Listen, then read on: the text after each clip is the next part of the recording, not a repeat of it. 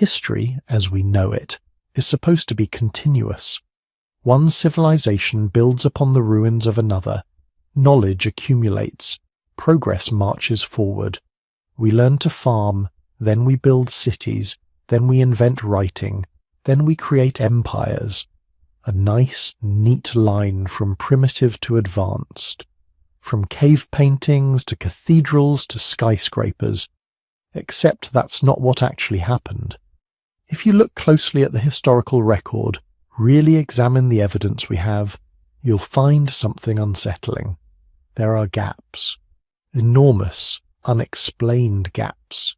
Centuries where thriving civilizations simply vanish from the archaeological record. Periods where human progress doesn't just slow down, it stops completely. Sometimes it even goes backward. Advanced societies collapse overnight, and their descendants spend generations living in the ruins, unable to understand the technology their ancestors used. These aren't just missing pages in a history book. These are entire chapters torn out, whole epochs where we simply don't know what happened to millions of people. Where were they? What were they doing? How did they survive? And most disturbingly, why did so many of them fail to survive at all? The Bronze Age kingdoms of the Mediterranean didn't gradually decline. They disappeared within a single generation. The Western Roman Empire fell, and Europe plunged into centuries where people forgot how to build in stone. Entire cities in the Americas were abandoned, swallowed by jungle, their inhabitants scattering to places unknown. The Indus Valley Civilization, one of the largest urban cultures of the ancient world, vanished so completely that we still can't read their writing 4,500 years later. These are the shadows between history, the dark spaces where our timeline breaks down and the story stops making sense. Now, if you're using this video to fall asleep, that's exactly why I make these. So maybe subscribe and tell me where you're watching from and what time it is. I always check the comments, and it's fascinating seeing Berlin at breakfast and Boston at bedtime, all at once, all of us wondering about the same mysteries. Here's what makes these gaps so compelling. We have physical evidence that these civilizations existed. We can see their ruins, their artifacts, sometimes even their mummified remains. But then suddenly, the evidence just stops. It's like finding someone's diary with 50 pages ripped out right in the middle of the most important chapter. Take the archaeological record of the Late Bronze Age. For centuries we see evidence of trade networks spanning thousands of miles, advanced metallurgy, sophisticated writing systems, diplomatic correspondence between kingdoms. Then, around 1200 BCE, almost all of it vanishes. Not just in one place, in dozens of places simultaneously across the Mediterranean and Near East. Cities burned, trade routes abandoned, writing systems forgotten. For the next 400 years, the historical record is almost completely dark. Or consider pre-dynastic Egypt. We know the Great Pyramids were built around 2500 BCE, but the civilization that built them must have spent centuries developing the knowledge, the mathematics, the organizational skills required for such monuments. Yet when we look for evidence of that development period, we find almost nothing. It's as if the Egyptians went from small farming villages to perfectly engineered megastructures with barely any transition. These gaps aren't just puzzling, they're haunting, because they remind us how fragile our own civilization might be, how quickly knowledge can be lost, how easily complexity can collapse into chaos. How close we always are to forgetting everything we think we know. Tonight, we're going to explore these shadows, the centuries that swallowed civilizations whole. We'll travel from the Eastern Mediterranean during its mysterious collapse to the European Dark Ages, where literacy itself nearly died out. We'll venture into the pre-Columbian Americas where entire cultures rose and fell without leaving written records. We'll examine the Indus Valley, where a civilization of millions left behind cities but no explanations. We'll trace the lost history of sub-Saharan Africa, deliberately erased by those who came later. We'll follow the Pacific navigators who colonized thousands of islands, then vanished into oral tradition. We'll peer into the murky centuries before ancient Egypt became Egypt, and we'll end at the Younger Dryas, 12,000 years ago, when global catastrophe may have erased civilizations we'll never know existed. There's something deeply calming about these mysteries. Unlike the chaos of current events, these puzzles have been waiting for thousands of years. They'll still be waiting tomorrow. There's no urgency, no deadline, just the quiet comfort of knowing that history is far stranger and more incomplete than we usually admit. So get comfortable, let the questions wash over you, and let's step together into the shadows between history, where entire civilizations wait in the darkness, hoping someone will remember they were here. Picture the Eastern Mediterranean in 1225 BCE. This was the peak of human civilization, the most interconnected, sophisticated, complex world humanity had ever created. The Egyptian New Kingdom ruled the Nile with monuments that would still be standing 3,000 years later. The Hittite Empire controlled Anatolia with ironclad armies and bureaucratic precision. Mycenaean Greece flourished with palaces full of gold and warriors whose legends would echo through Homer's epics. The Minoans traded from their island paradise of Crete. The Canaanites and their Phoenician descendants sailed the Mediterranean, connecting all these civilizations through networks of trade that stretched from Afghanistan to Spain. Cities like Ugarit, Hattusa, Mycenae, and Pylos were metropolises by ancient standards, some housing tens of thousands of people. They had sophisticated writing systems, complex administrative bureaucracies, specialized craftsmen, professional armies. They traded tin from Afghanistan, copper from Cyprus, amber from the Baltic, ivory from Africa. Their ships carried wine, olive oil, textiles, perfumes, weapons.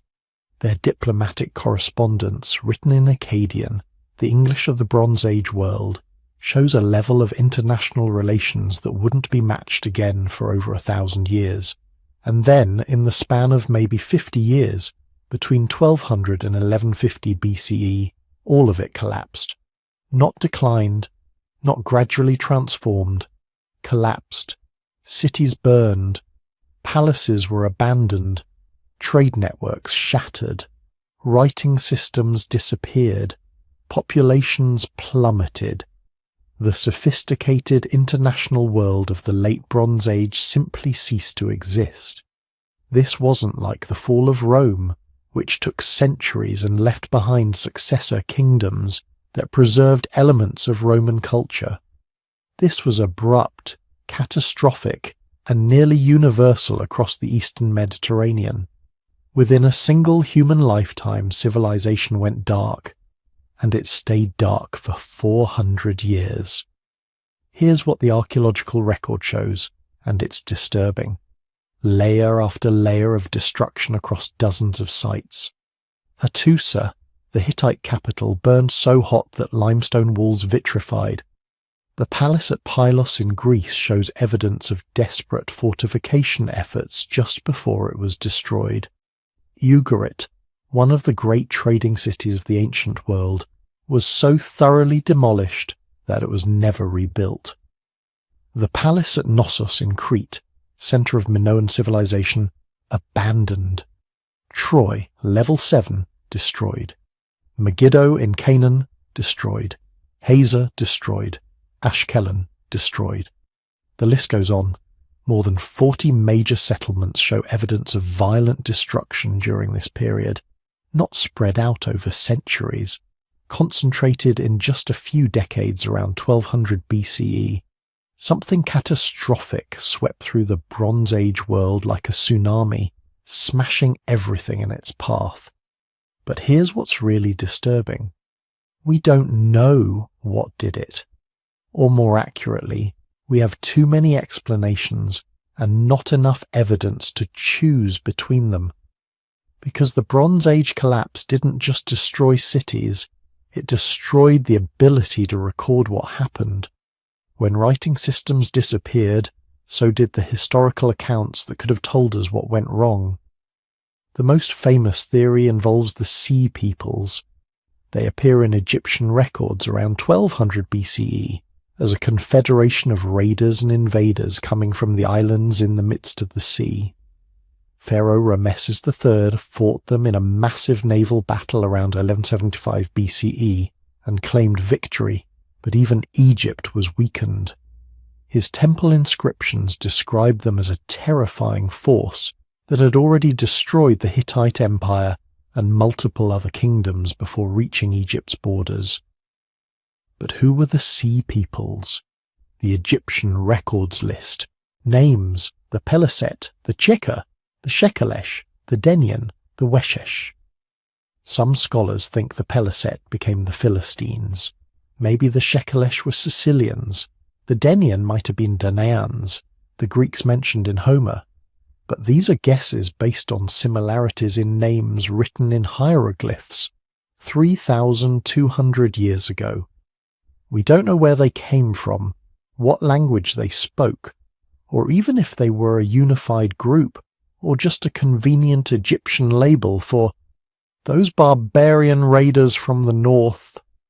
More troubling still, we don't know if they caused the collapse or were a symptom of it. Because here's the thing about the Sea Peoples. They appear in the records after many of the major destructions. Hattusa burned before Rameses III fought his great sea battle. The Mycenaean palaces were already destroyed or abandoned. So were the Sea Peoples destroying civilizations, or were they refugees from civilizations that had already collapsed for other reasons, desperately seeking new homes in a world falling apart? Some archaeologists think climate change was the real culprit. Paleoclimate data shows significant drought across the eastern Mediterranean around 1200 BCE. Tree ring studies from ancient timber show reduced growth. Pollen records indicate decreased rainfall. Lake levels dropped across the region. For Bronze Age civilizations that depended on agriculture to feed dense urban populations, sustained drought could have been catastrophic. Crop failures would have led to famine. Famine would have caused social unrest. Desperate populations might have become raiders. Trade networks that depended on surplus production would have broken down. This makes sense. Until you realize that Bronze Age civilizations had dealt with droughts before. Egypt in particular had sophisticated systems for managing Nile floods and dealing with lean years. The theory of climate change as the sole cause doesn't explain the sheer speed and thoroughness of the collapse. Droughts cause gradual decline, not the sudden destruction layers we see in the archaeological record. Others point to systems collapse. The Bronze Age world was extraordinarily interconnected. Those trade networks that seemed like such strengths were also vulnerabilities. When you need tin from Afghanistan and copper from Cyprus to make bronze weapons and tools, you're dependent on stable trade routes across thousands of miles. When you've specialized your economy to produce wine and olive oil for export, you need to import grain. When your palace bureaucracy has grown so complex that it takes dozens of scribes just to track inventory, you're vulnerable to disruption. Think of it like a house of cards. Each civilization was supporting the others through trade, diplomatic marriages, military alliances. The whole structure was stable as long as every piece stayed in place. But if something knocked out one major player, the cascading effects could be devastating. If the Hittites fell, their trading partners lost access to critical resources. If trade routes became unsafe due to raiders, specialized economies collapsed.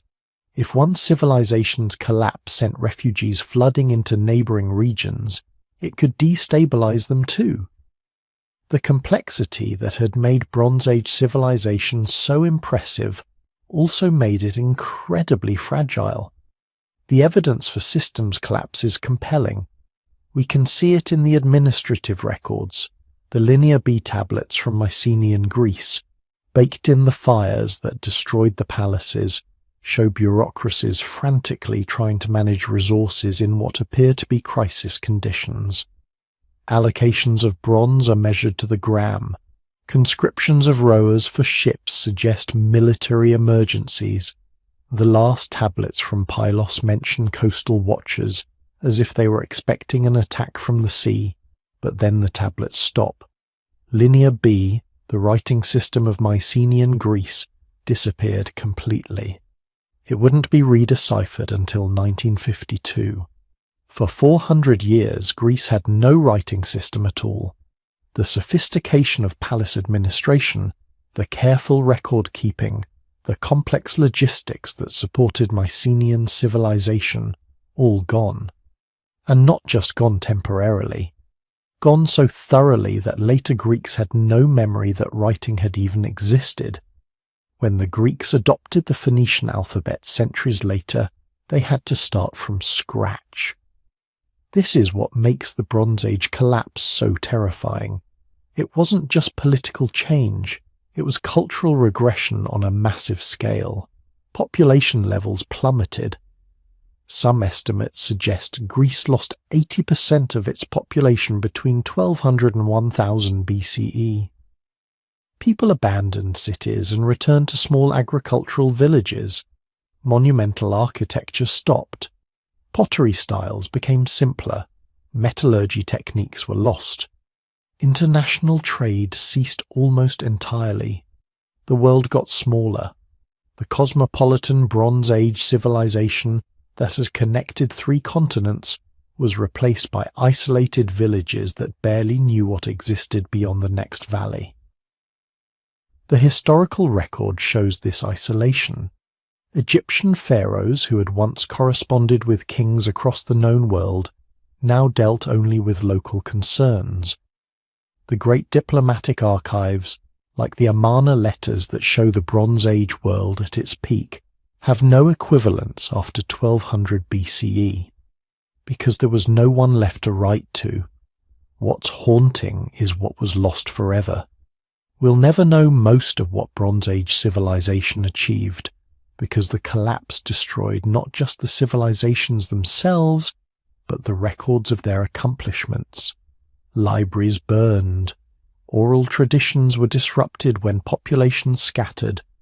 Technologies were forgotten when the specialists who knew them died without passing on their knowledge. Consider writing. The linear A script of the Minoans still undeciphered.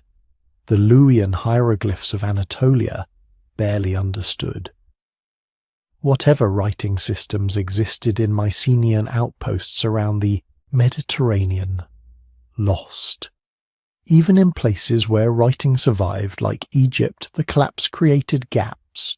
Egyptian chronology becomes fuzzy. The historical records are incomplete.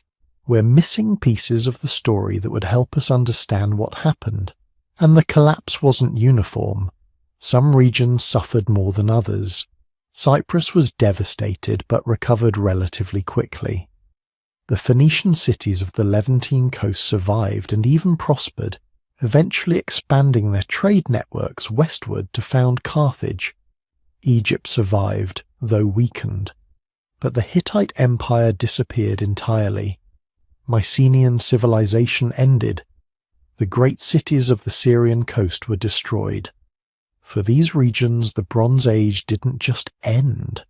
It was erased so thoroughly that its very existence became legendary. The recovery, when it finally came, took centuries. Greece remained in its dark age until around 800 BCE, when writing was reintroduced and population began to grow again. But the classical Greek civilization that emerged was fundamentally different from the Mycenaean civilization that preceded it. Different political systems, different religious practices, different economic organization.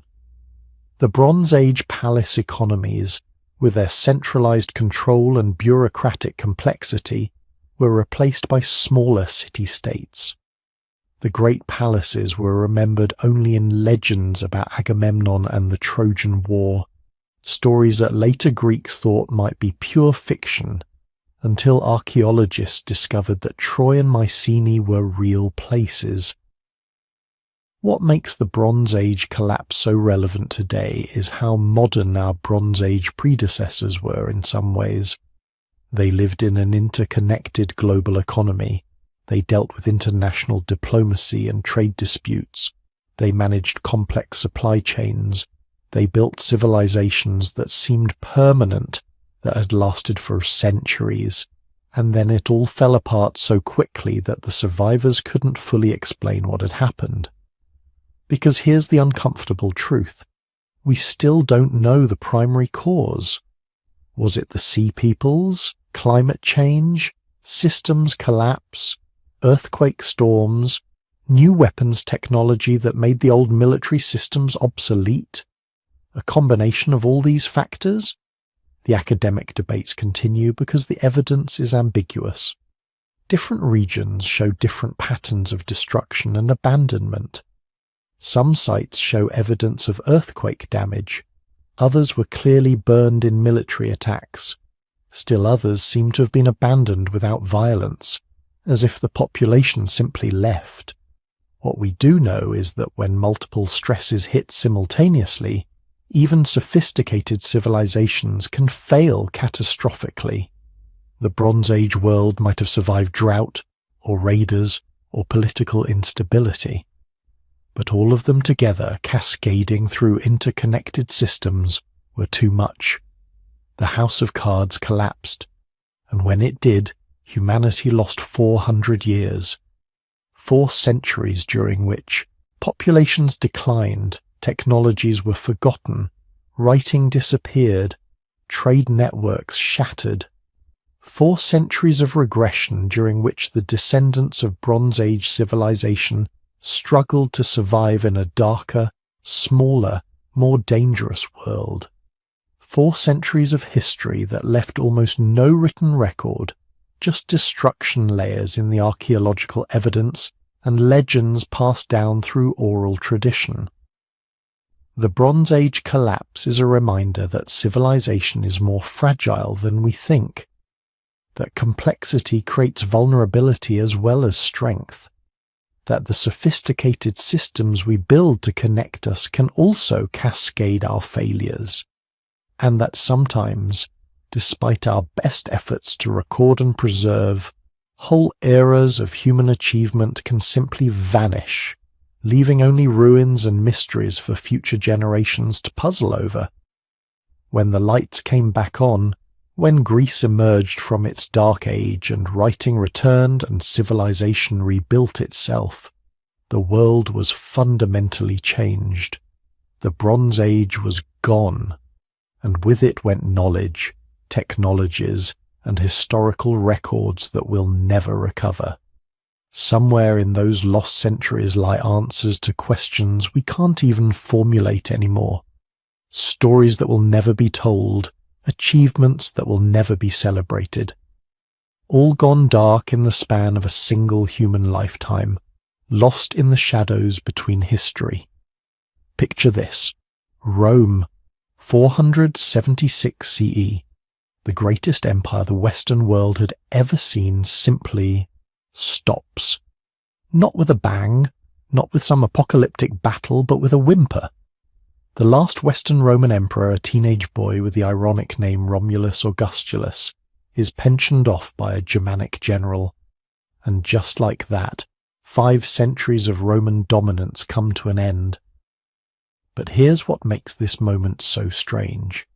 The cities are still standing. The roads are still there, stretching across Europe like a massive stone spiderweb. The aqueducts still carry water. The libraries still hold thousands of scrolls. Everything is there, except the people who knew how to maintain it all, except the bureaucracy that held it together, except the literate class that could read the instructions. Within a generation, maybe two, it all starts falling apart. Not destroyed, just abandoned, forgotten.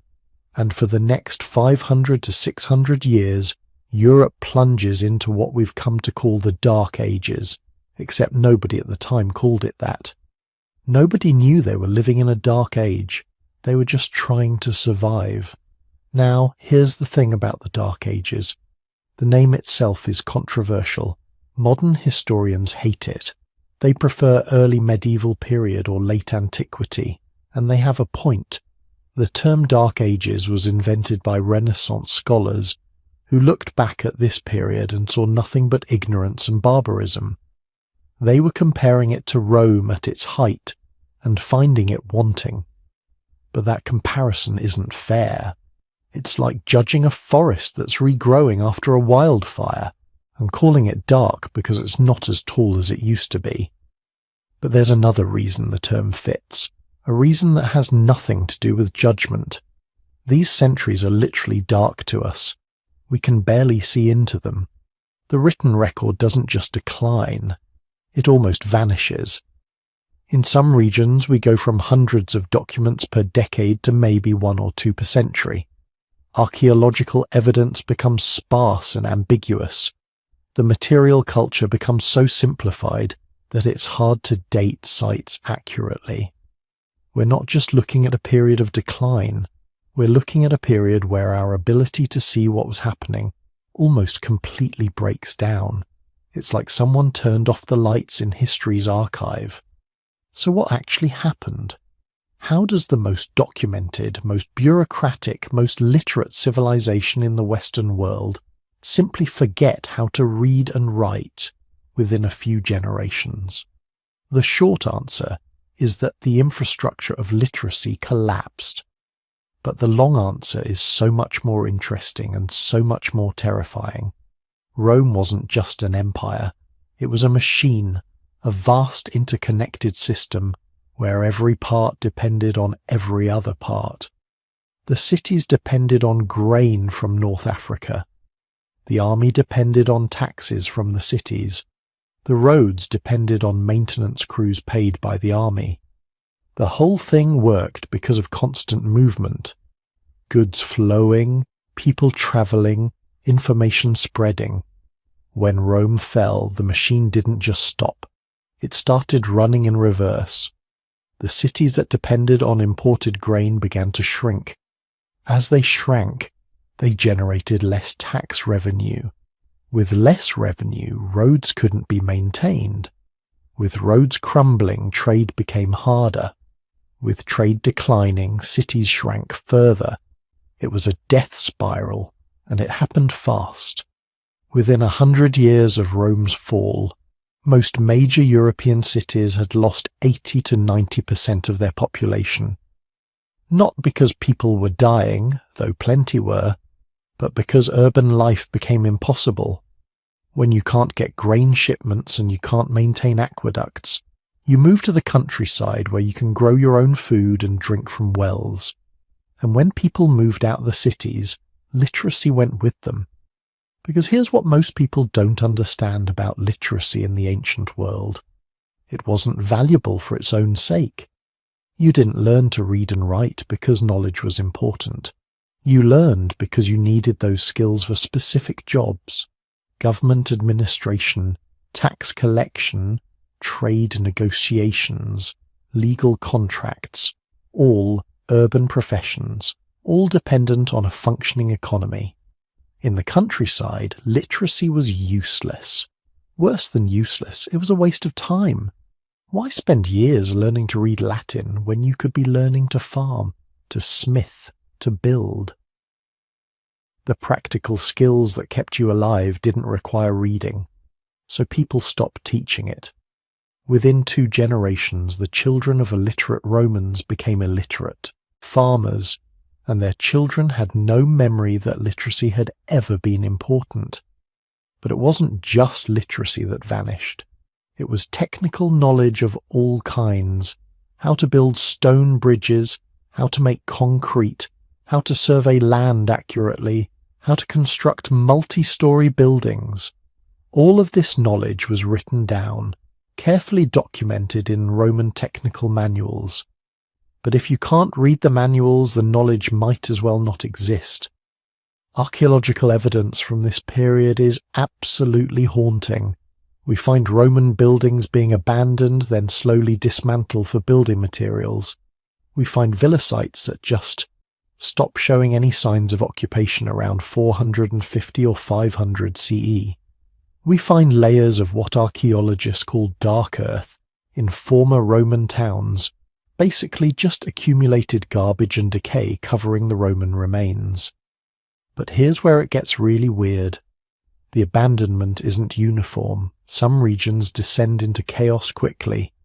Others maintain some level of organization for centuries. Britain, for example, seems to experience near total collapse. By 500 CE, British cities are abandoned. Pottery making, which had been a sophisticated industry, reverts to crude handmade vessels. Even basic stone construction seems to be forgotten. People are building in wood again, like their pre-Roman ancestors had. But in other places, like Italy and parts of Gaul, there's continuity. Cities shrink but don't disappear. Literacy declines but doesn't vanish. Some level of trade continues. It's not uniform darkness. It's patchy, inconsistent, maddeningly hard to understand.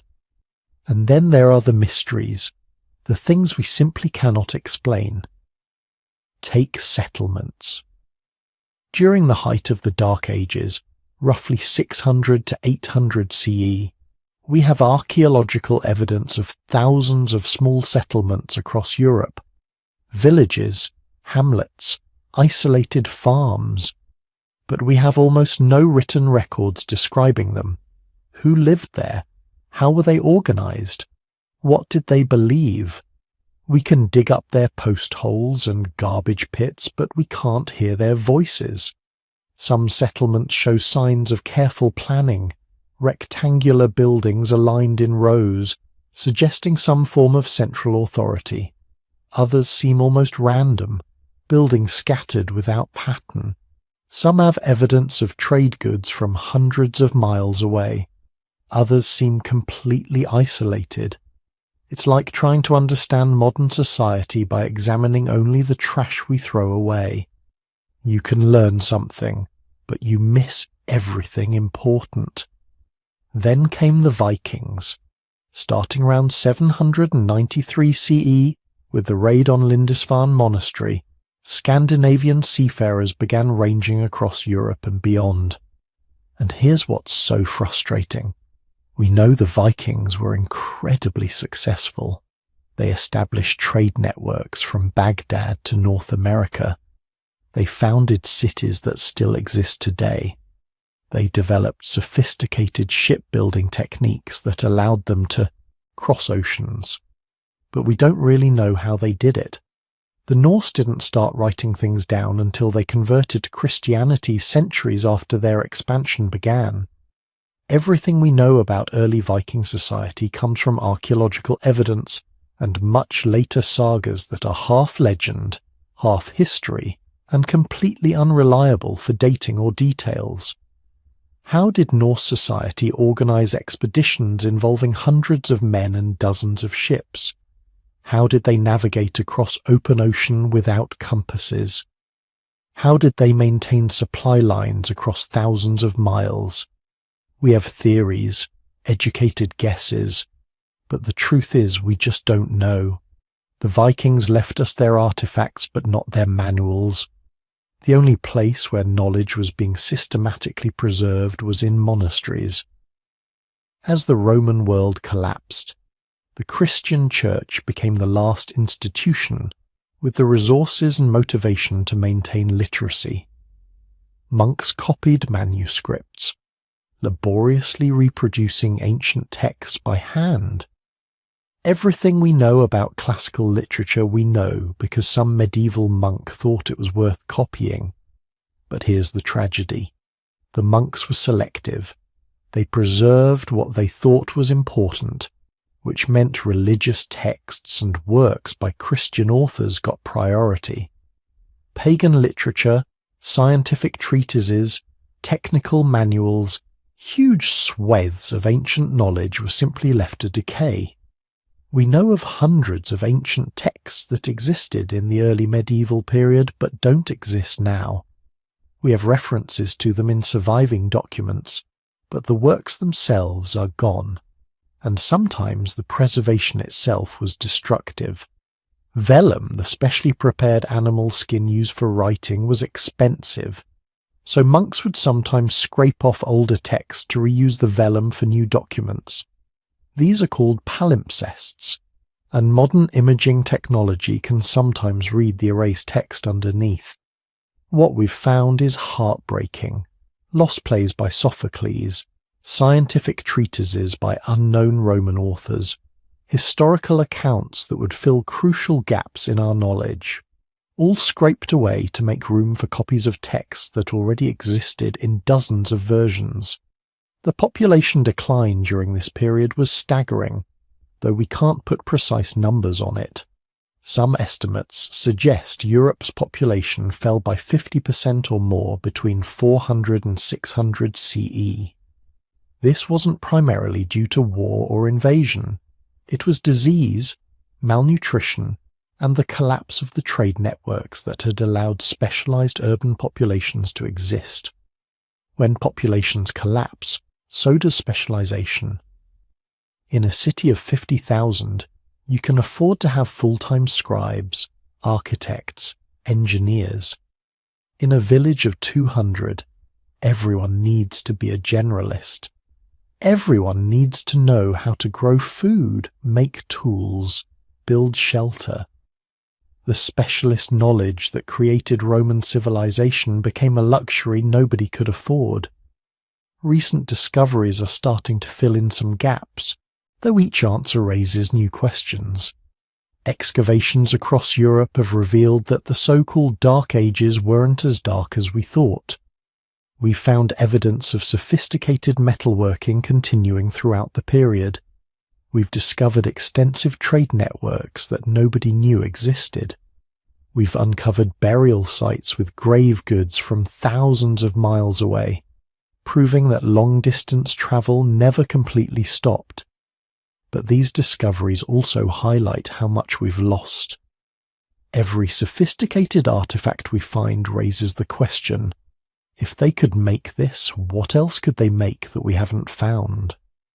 Every trade good from distant lands suggests networks and relationships we don't understand. Every well-constructed building proves there were architects and engineers whose names we'll never know. The Dark Ages weren't dark because nothing was happening. They're dark because we can't see what was happening. Somewhere between 400 and 1000 CE, Europe transformed completely. The world of city-states and empire gave way to the world of feudalism and monarchy. Classical culture died and medieval culture was born. Technologies were lost and different technologies were invented. Languages evolved. Populations migrated. Entire peoples appeared and disappeared. And we missed almost all of it. We're like someone watching a movie where 90% of the frames are missing. We can see the beginning and the end, but the transformation itself, the crucial middle part, is just gone. We know Rome fell. We know medieval Europe emerged. But how one became the other, the actual process of transformation, remains frustratingly unclear. This is the real mystery of the Dark Ages. Not that civilization declined. Civilizations decline all the time. The mystery is how thoroughly the historical record was lost, How does a literate society become illiterate? How does technical knowledge simply vanish? How do entire centuries pass with barely any documentation?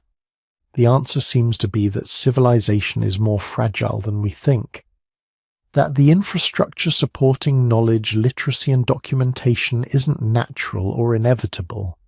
It has to be actively maintained, and if it isn't, it collapses faster than anyone would believe possible. Within a generation or two, skills that took centuries to develop can be completely forgotten. Within a few decades, mighty cities can be abandoned and reclaimed by wilderness. The Dark Ages are a warning written in absence. They tell us that history isn't inevitable, that progress isn't permanent, that the things we think are fundamental to civilization can vanish almost overnight if the systems supporting them collapse. They're dark not just because we can't see into them, but because they show us how quickly the lights can go out, how easily centuries of accumulated knowledge can be lost, how rapidly a sophisticated society can forget almost everything it once knew. And somewhere in those lost centuries, people lived, loved, struggled, and died. They had stories we'll never hear, accomplishments we'll never know about, innovations that died with them. They aren't dark because they were ignorant. They're dark because we are. We're the ones who can't see. We're the ones who lost the record. The question isn't whether the Dark Ages were really dark. The question is, what else have we lost without even knowing it was there? Now let's talk about a gap in history that's much closer to home. One that's particularly frustrating because it happened recently enough that we should know what occurred, but vast sections of it remain complete blanks. The Americas before European contact. And here's what makes this gap so maddening. We're not talking about trying to piece together what happened 10,000 years ago. We're talking about thriving civilizations that existed just 500, 600 years ago. Cities with populations in the tens of thousands. Complex societies with extensive trade networks.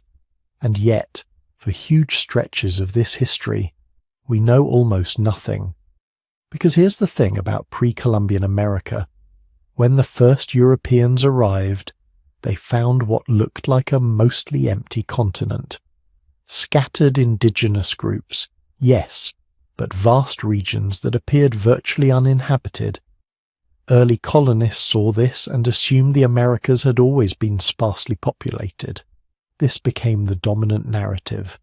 The New World as a pristine wilderness, barely touched by human hands. But archaeology tells a completely different story. The evidence suggests that on the eve of European contact, the Americas were home to somewhere between 50 and 100 million people. That's not a minor population. That's comparable to Europe's population at the same time. These people lived in cities, built monumental architecture, created complex agricultural systems, and developed sophisticated social organizations. Then, within a century of European contact, maybe 90% of them were gone, and they took their history with them. Start with Cahokia. Most people have never heard of it, but around the year 1050, it was the largest city in North America. Not the largest indigenous city. The largest city, period. Bigger than London. Bigger than Paris. A sprawling metropolis near modern-day St. Louis, with a population estimated at 10,000 to 20,000 people, maybe more. The archaeological evidence suggests the actual urban area might have housed 40,000 people at its peak. Think about that for a moment. 40,000 people living in a planned urban centre with distinct neighbourhoods, massive earthen pyramids, and a sophisticated understanding of astronomy and engineering. The largest mound at Cahokia, Monk's Mound, covers 14 acres at its base and rises 100 feet high. It contains roughly 22 million cubic feet of earth, all moved by hand, one basket at a time. This is more earth than the Great Pyramid of Giza, and it's just one of over 120 mounds that once stood at the site. The city was laid out with precise alignments to solar events. The people of Cahokia built a woodhenge, a circle of massive cedar posts that tracked the solstices and equinoxes. They constructed a grand plaza larger than 35 football fields. They built residential district with thousands of homes. They created a massive palisade around the central city, a wall that required 20,000 logs and would have taken a coordinated labor force years to complete. This wasn't a simple village. This was a civilization. The Mississippian culture, as archaeologists call it, dominated the Mississippi River Valley and its tributaries for centuries. They built hundreds of mound sites across what is now the southeastern United States. They developed long-distance trade networks that stretch from the Great Lakes to the Gulf of Mexico, from the Atlantic to the Rocky Mountains. Shell from the Gulf Coast, copper from Lake Superior, obsidian from the Rockies, all flowing through a commercial network that would have required sophisticated economic organization. And then, around 1350, Cahokia was abandoned, not destroyed by conquest, not burned by invaders, just emptied. Within a few decades, a city that had dominated the region for 3 centuries was gone, its people scattered, its buildings left to decay. By the time Europeans arrived in the region in the 1500s, Cahokia had been abandoned for more than 150 years. The native peoples living nearby had no clear memory of who had built these massive earthworks. The history was lost. We still don't know why Cahokia fell. The theories are numerous but unsatisfying. Maybe environmental degradation. The city's enormous population would have required intensive agriculture, possibly depleting the soil. Maybe climate change. There's evidence of a regional drought around the time of abandonment. Maybe political collapse. Perhaps the social systems that had united such a large population simply broke down. Maybe disease. A pandemic could have devastated the dense urban population. But we don't know. The people who could have told us were gone before anyone thought to write it down. And Cahokia wasn't unique. The Mississippian culture built similar cities throughout the eastern half of North America, Etowah in Georgia, Moundville in Alabama, Spiro in Oklahoma, each with thousands of inhabitants, monumental architecture, and complex social organization. Most were abandoned before European contact. The few that were still occupied when Europeans arrived were quickly destroyed by disease, warfare, and forced displacement. Their histories died with them. Move west and you find the same pattern. The ancestral Puebloans, often called the Anasazi, built some of the most spectacular architecture in North America. Cities carved into cliff faces, Mesa Verde, Chaco Canyon. These weren't simple dwellings. Pueblo Bonito at Chaco Canyon had over 600 rooms and rose 4 stories high. It was the largest building in North America until the 1880s, when it was finally surpassed by an apartment building in New York. Chaco was the center of a civilization that dominated the Four Corners region for centuries.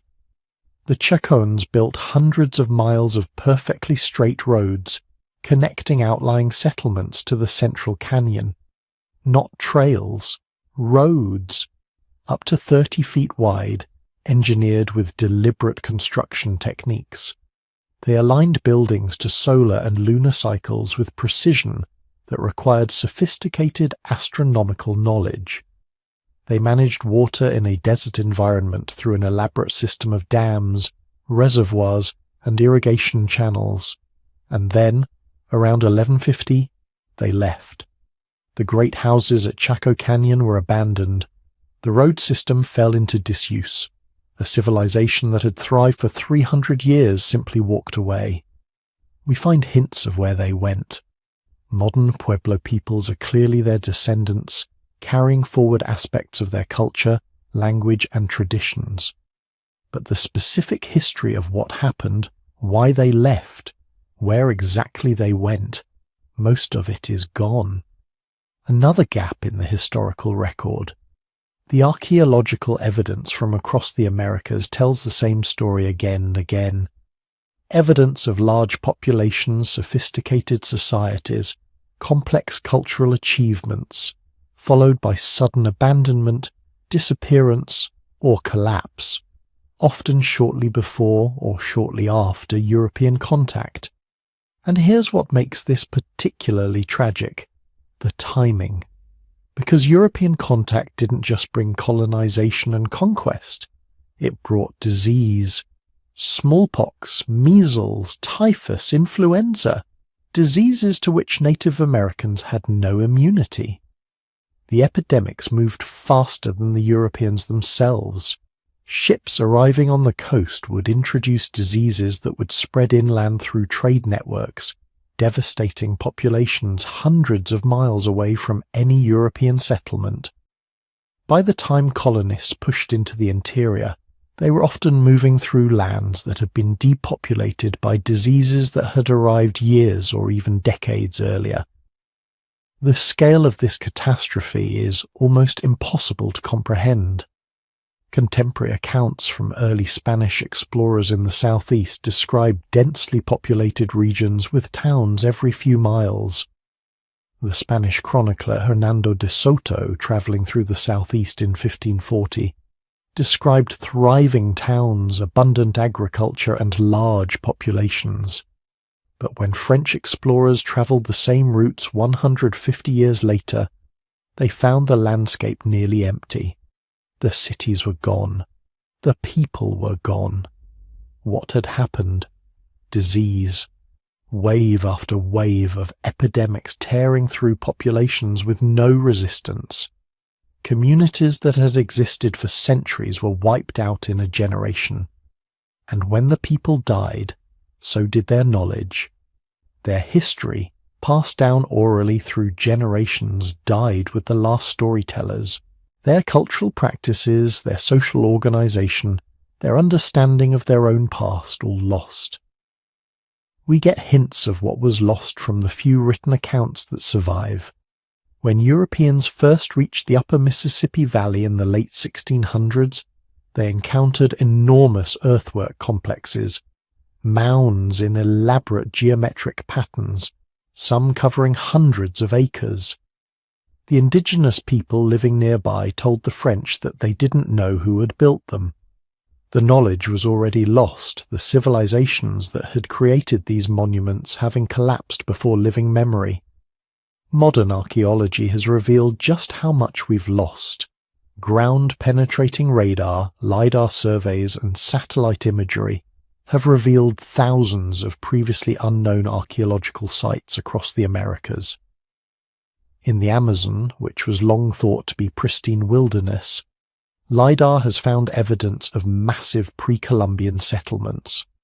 Earthworks covering thousands of square miles, evidence of sophisticated agricultural systems supporting large populations, cities in the jungle that were abandoned and reclaimed by the forest before Europeans ever reached them. In North America, surveys have revealed that the earthwork complexes are far more extensive than previously thought. The Newark earthworks in Ohio, built by the Hopewell culture around 100 CE, covers nearly 4 square miles. It includes precise geometric shapes, circles, squares, and octagons aligned to astronomical events. This required not just labour, but sophisticated mathematical and astronomical knowledge. And we have no written records explaining why they built it, what it meant to them, how they organised the labour, how they maintained these sites for centuries. Population estimates for pre-Columbian North America keep rising as archaeology reveals more evidence of settlement. Current estimates suggest there may have been 5 to 10 million people living north of Mexico before European contact. Most of them living in complex societies with social hierarchies, trade networks, and cultural achievements that rivaled anything in Europe at the time. And we know almost nothing about the specific history of most of these societies, who their leaders were, what their belief systems entailed, how they organized their economies, what stories they told about their own origins. The gap in our knowledge is staggering. We have better records of ancient Rome, which existed 2,000 years ago, than we do of Cahokia, which was thriving just 600 years ago. We can trace the political intrigues of medieval European kingdoms in exhaustive detail, but we can barely reconstruct the basic outlines of Mississippian political organization. We have extensive written records from ancient China spanning millennia, but virtually nothing written about the ancestral Puebloans by the ancestral Puebloans themselves. This gap exists not because these civilizations were primitive or unimportant. It exists because they developed different technologies for recording information. Most relied on oral traditions rather than written records, and oral traditions, no matter how sophisticated, are vulnerable. They require continuous transmission from one generation to the next. Break that chain through disease, warfare, or forced displacement, and the knowledge is lost forever. Modern indigenous communities retain fragments of this history, oral traditions, cultural practices, spiritual beliefs that connect them to their ancestors. But even these connections are often incomplete, broken by centuries of colonization, forced relocation, and cultural suppression. The descendants of these great civilizations often know their ancestors built the mounds, carved the cliffs, created the earthworks, but the specific details, the why and the how, much of it has been lost, so we're left with monuments without context, earthworks covering thousands of acres that we can map but not understand.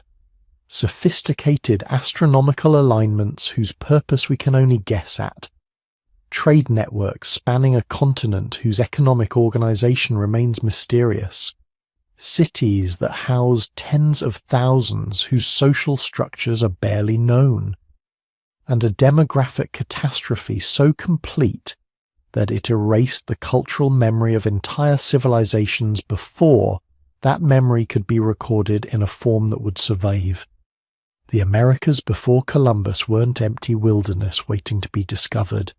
They were home to millions of people living in complex societies with their own histories, achievements, and stories. And most of those stories are gone, lost in the gap between the collapse of pre-Columbian civilizations and the arrival of written records. Another hole in human history. Another reminder that absence of evidence isn't evidence of absence. It's often just evidence of tragedy. Here's something that should bother you more than it probably does. Around 3300 BCE, while Mesopotamia and Egypt were just figuring out how to build cities, a civilization emerged in the Indus River Valley that was, in almost every measurable way, more advanced than both of them. Better urban planning, more sophisticated sanitation systems, standardized weights and measures, evidence of long-distance trade networks stretching from Mesopotamia to Central Asia. And then, around 1300 BCE, it just vanished. Not slowly, not with dramatic collapse, just faded away into historical silence. And here's the really disturbing part. We have no idea what they called themselves, no idea how their government worked, no idea what gods they worshipped or what stories they told their children. We can't read their writing, we don't know their language. For a civilization that lasted 2,000 years and covered an area larger than ancient Egypt and Mesopotamia combined, we know almost nothing about how they actually lived. Think about that for a second. The Harappan civilization, as archaeologists call it, had, A population estimated at 5 million people at its peak. 5 million. That's more people than lived in all of ancient Egypt during the Old Kingdom. They built over 1,400 settlements, including massive cities like Mohenjo-Daro and Harappa, with populations reaching 40,000 or more. These weren't primitive villages. These were planned cities with grid layouts, advanced drainage systems, public baths, and multi-story buildings. They were doing urban planning that wouldn't be matched in Europe until the Roman Empire. And yet, when you walk through a museum and look at Egyptian artifacts, you can read the hieroglyphs, understand the religious texts, know the names of pharaohs and the stories of their gods. But when you look at Indus Valley seals with their mysterious symbols, all you get is silence. Beautiful, intricate, maddeningly silent. The archaeological evidence of Harappan sophistication is everywhere once you start looking. Take Mohenjo-Daro, probably the best preserved Harappan city. The name means Mound of the Dead in Sindhi, which tells you nothing about what its inhabitants actually called it. Everything we know about them comes from what they left behind, and what they left behind is extraordinary. The city was built on a grid pattern with streets intersecting at right angles. Not random organic growth like most ancient cities, but deliberate planning. Main streets running north-south, secondary streets running east-west, creating uniform city blocks. Buildings constructed with standardized fired bricks, all in the exact same ratio of dimensions. This wasn't just one architect's vision. This was a civilization-wide standard that lasted for centuries across hundreds of settlements. Someone had to establish those standards. Someone had to enforce them. But we have no idea who. No palaces. No temples clearly identified as religious centers. No monuments to powerful kings. No inscriptions proclaiming great victories or divine authority. And then there's the drainage system. Every house in Mohenjo-Daro was connected to a sophisticated network of covered drains running along the streets, bathrooms with toilets, wells for fresh water, the Great Bath, a massive public bathing complex with waterproof walls and a complex drainage system. This level of civic infrastructure suggests centralized planning and maintenance. You don't build citywide sanitation systems without administrative organization, without taxes or labor systems, without someone making decisions about where drains go and how they're maintained, but there's no archaeological evidence of the kind of administrative buildings you'd expect. No massive temple complexes like in Mesopotamia. No giant palace compounds like in Egypt. Just uniform housing, well-planned streets, and this incredible infrastructure that somehow maintained itself for 1,000 years without leaving obvious traces of the government that must have created it. The Indus script makes everything worse, not better, worse. Because we know they had writing. We have over 4,000 inscribed objects, mostly small seals showing animals, human figures, and sequences of symbols. The script appears on pottery, copper tablets, and those famous steatite seals that probably served as markers of ownership or identity. The symbols are beautiful, consisting of about 400 distinct signs, suggesting a logosyllabic writing system like Egyptian hieroglyphs or Mesopotamian cuneiform. But here's the problem. The inscriptions are incredibly short. Most contain fewer than 5 symbols. The longest known inscription has only 26 symbols. This makes decipherment nearly impossible. With such short texts, you can't identify patterns reliably. You can't figure out grammar or syntax. You can't even be certain whether it should be read left to right to left, or in alternating directions. Scholars have been trying to crack the Indus script for over a century. Some think it's a true writing system representing spoken language. Others argue it's just a collection of symbolic markers, like modern corporate logos, conveying information but not representing speech. There's no Rosetta Stone, no bilingual text that could provide a key to understanding. The civilization existed alongside Mesopotamia, and there's evidence of trade between them, but no Indus Valley text has been found written in cuneiform, and no cuneiform text clearly describes the Harappan people in enough detail to help us understand their language. It's like finding a library where every book has only the title remaining, and the title is in a language no living person speaks. You know there was knowledge there. You know they had things to say. But the actual content is locked away forever, unless we can somehow crack the code.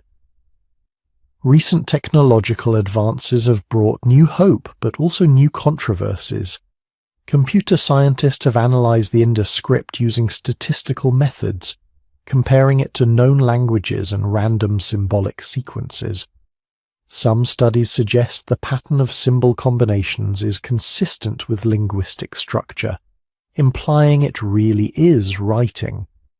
Other researchers remain skeptical, pointing out that short text can produce misleading statistical patterns.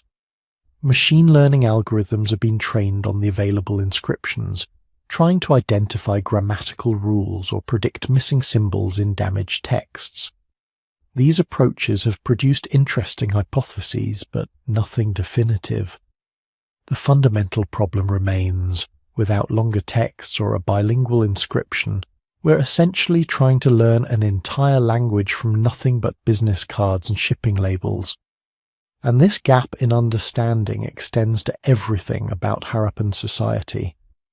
We find standardized weights and measures, suggesting regulated trade and commerce, but no clear evidence of markets or merchant quarters. We see elaborate jewelry and art objects, indicating specialized craftspeople and social differentiation, but no obvious palaces or elite residences that would show clear hierarchies. The uniformity of housing is actually striking. Unlike in Mesopotamian cities where elite homes cluster near temples, or Egyptian settlements with obvious distinctions between administrator housing and worker quarters, Harappan cities show remarkably similar structures across most of the site. Sure, some houses are bigger than others, but there's nothing like the massive palatial compounds you'd expect in a civilization this large and sophisticated. This has led to wild speculation about Harappan governance. Some scholars have proposed they had a more egalitarian social structure, perhaps ruled by merchant councils rather than kings. Others suggest they were controlled by a priest class whose power was spiritual rather than military, which would explain the lack of obvious palaces but presence of structures like the Great Bath that might have had ritual significance. A few have even proposed they had no centralized government at all, that somehow they maintained their standardization and infrastructure through cultural consensus and tradition rather than top-down authority. But these are all guesses, educated guesses based on archaeological evidence, but still guesses filling the void left by our inability to read their own words about themselves. The religious practices are equally mysterious.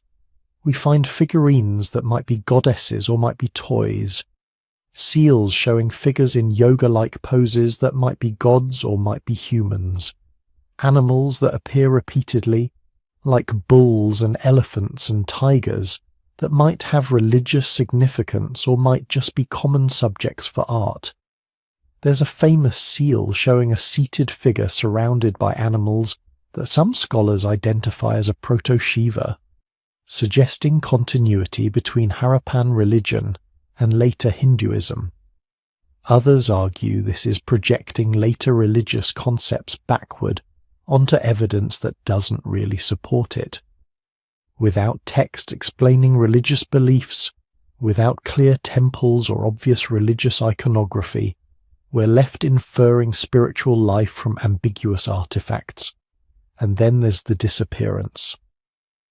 Around 1900 BCE, the great cities began to decline, not suddenly, but gradually over centuries.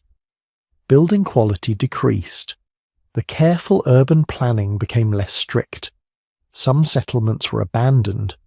By 1300 BCE, the major cities were largely deserted, and the civilization as a distinct cultural entity had essentially vanished. But there's no evidence of conquest, no burned layers suggesting invasion, no mass graves indicating plague. The climate did change, with the monsoon pattern shifting and some rivers changing course, which would have affected agriculture and trade.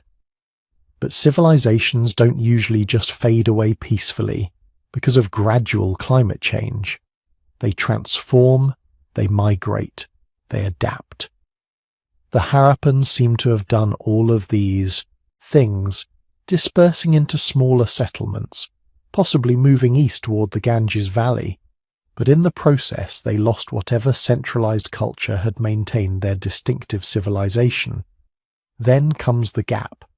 The period between the decline of the Harappan civilization and the emergence of Vedic culture around 1500 BCE is murky and contested.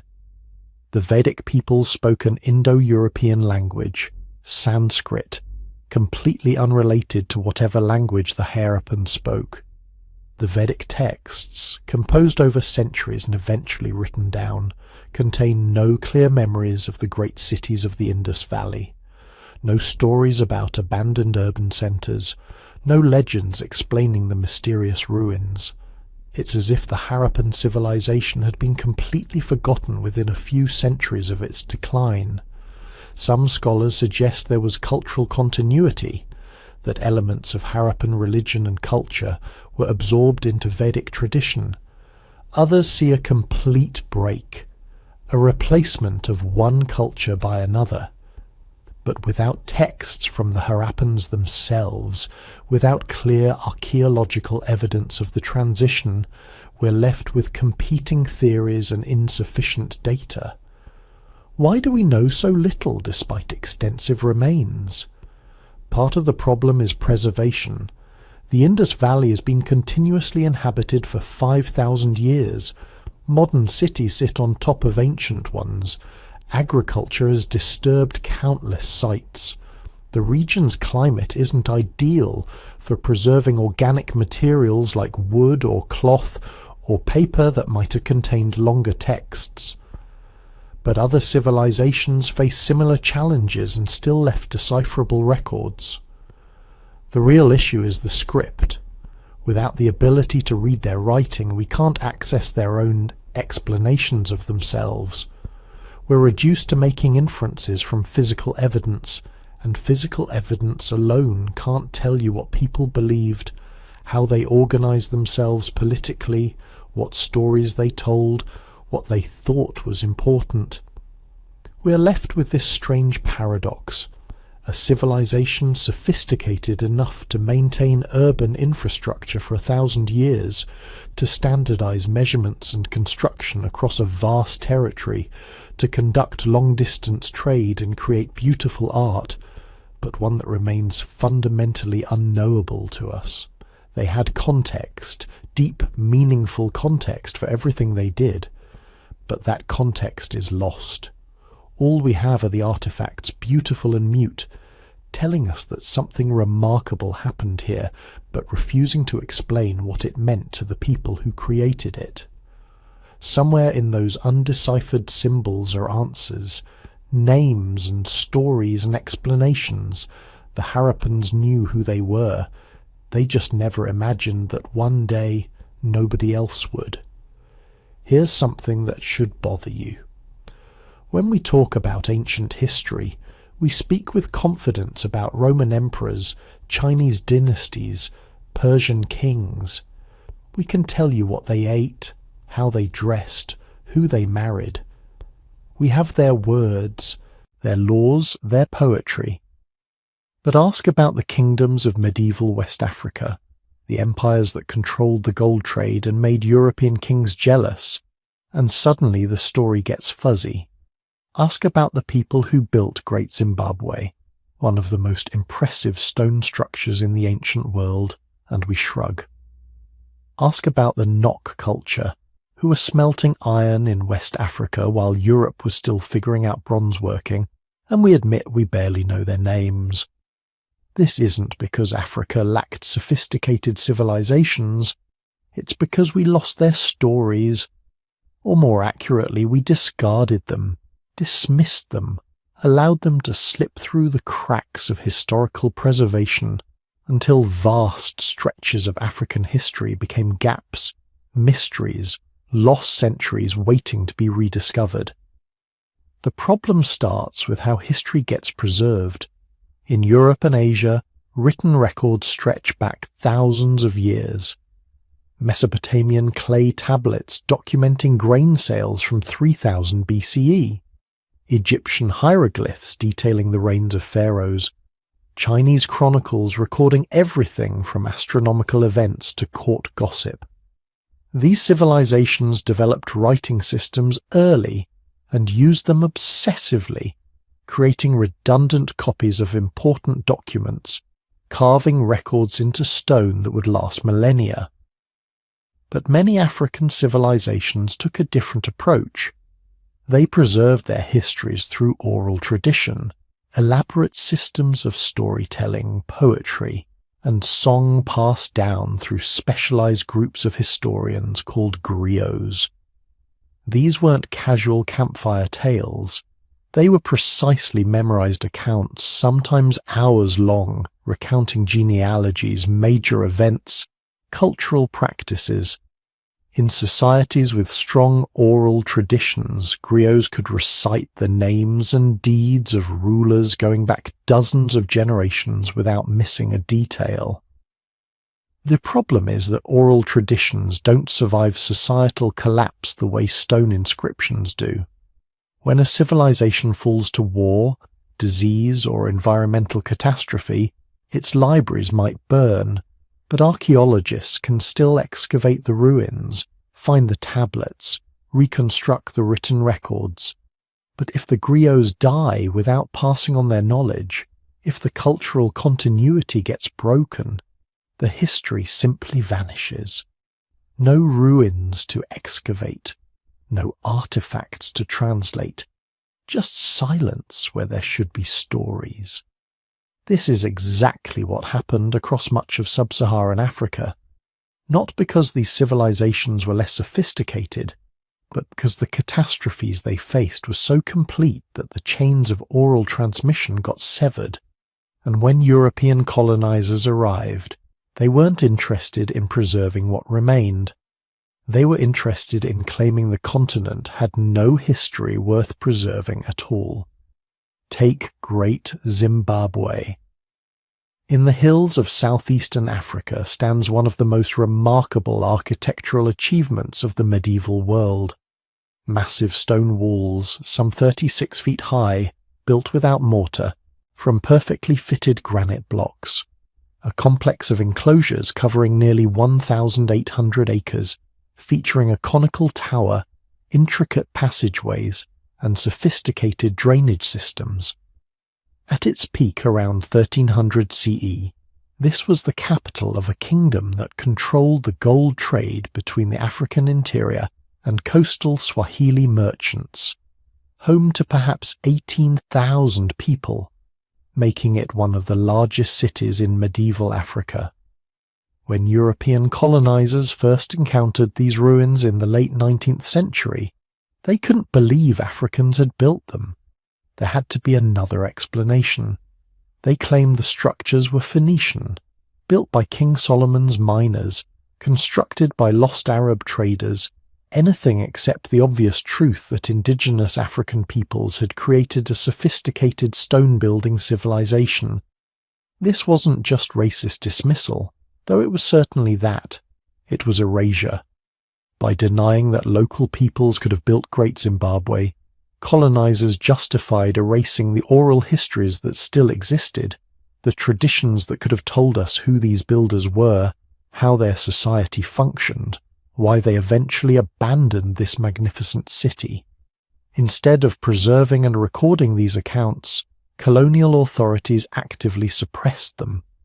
The result is that even now, more than a century after archaeologists definitively proved Great Zimbabwe was built by indigenous Africans, we still don't know crucial details about the civilization that created it.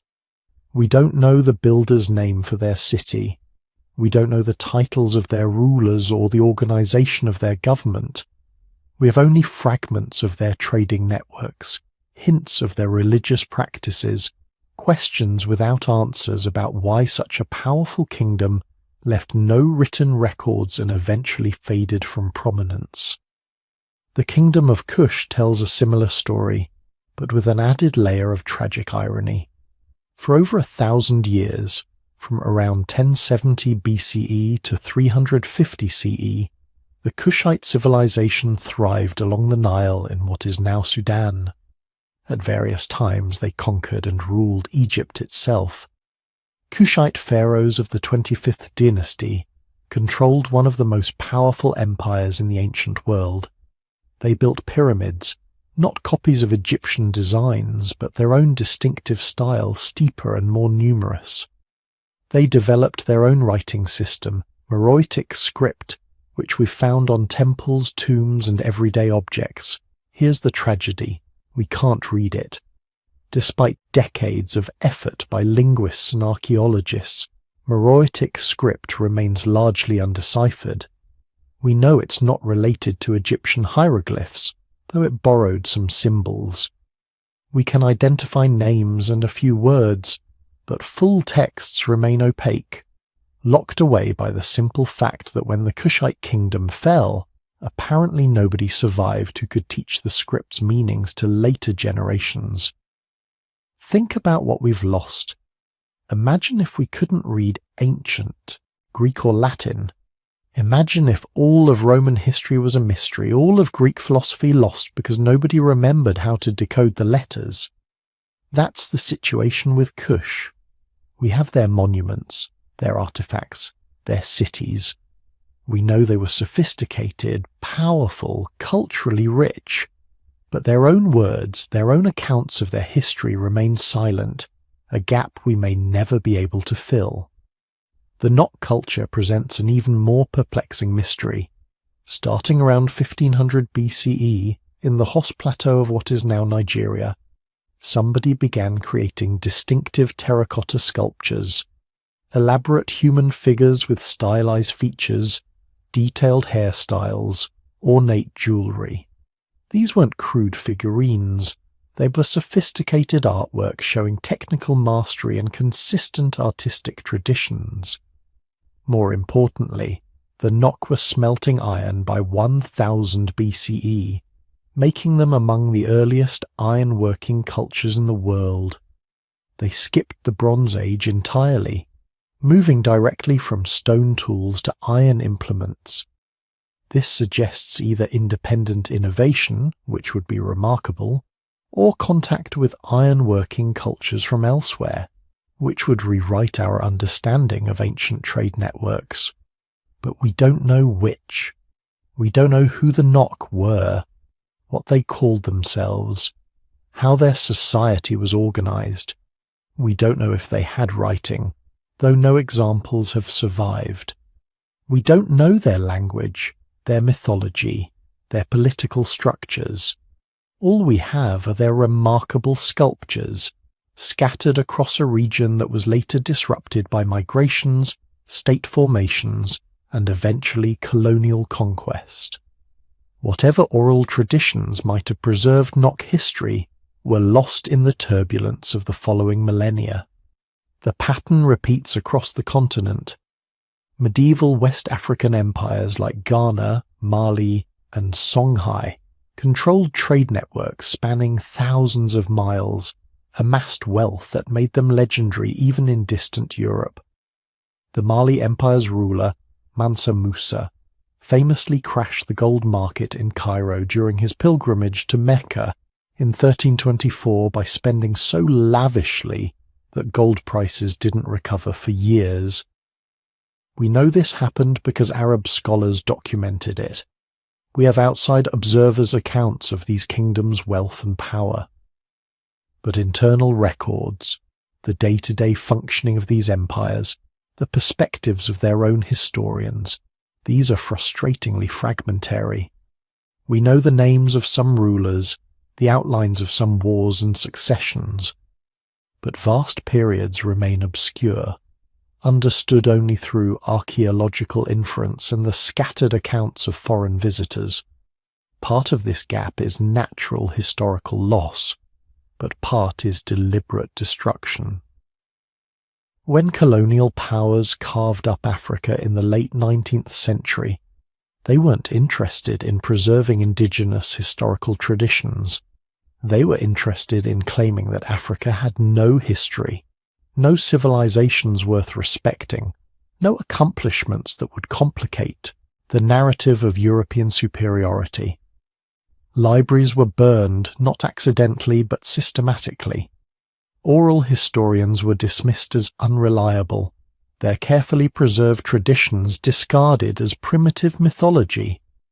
Archaeological sites were looted for objects to fill European museums, with no regard for context or preservation of knowledge, and perhaps most insidiously, African children were taught that their ancestors had no history, that civilization began when Europeans arrived, that anything impressive on the continent must have been built by outside influences. The consequences of this erasure are still felt today.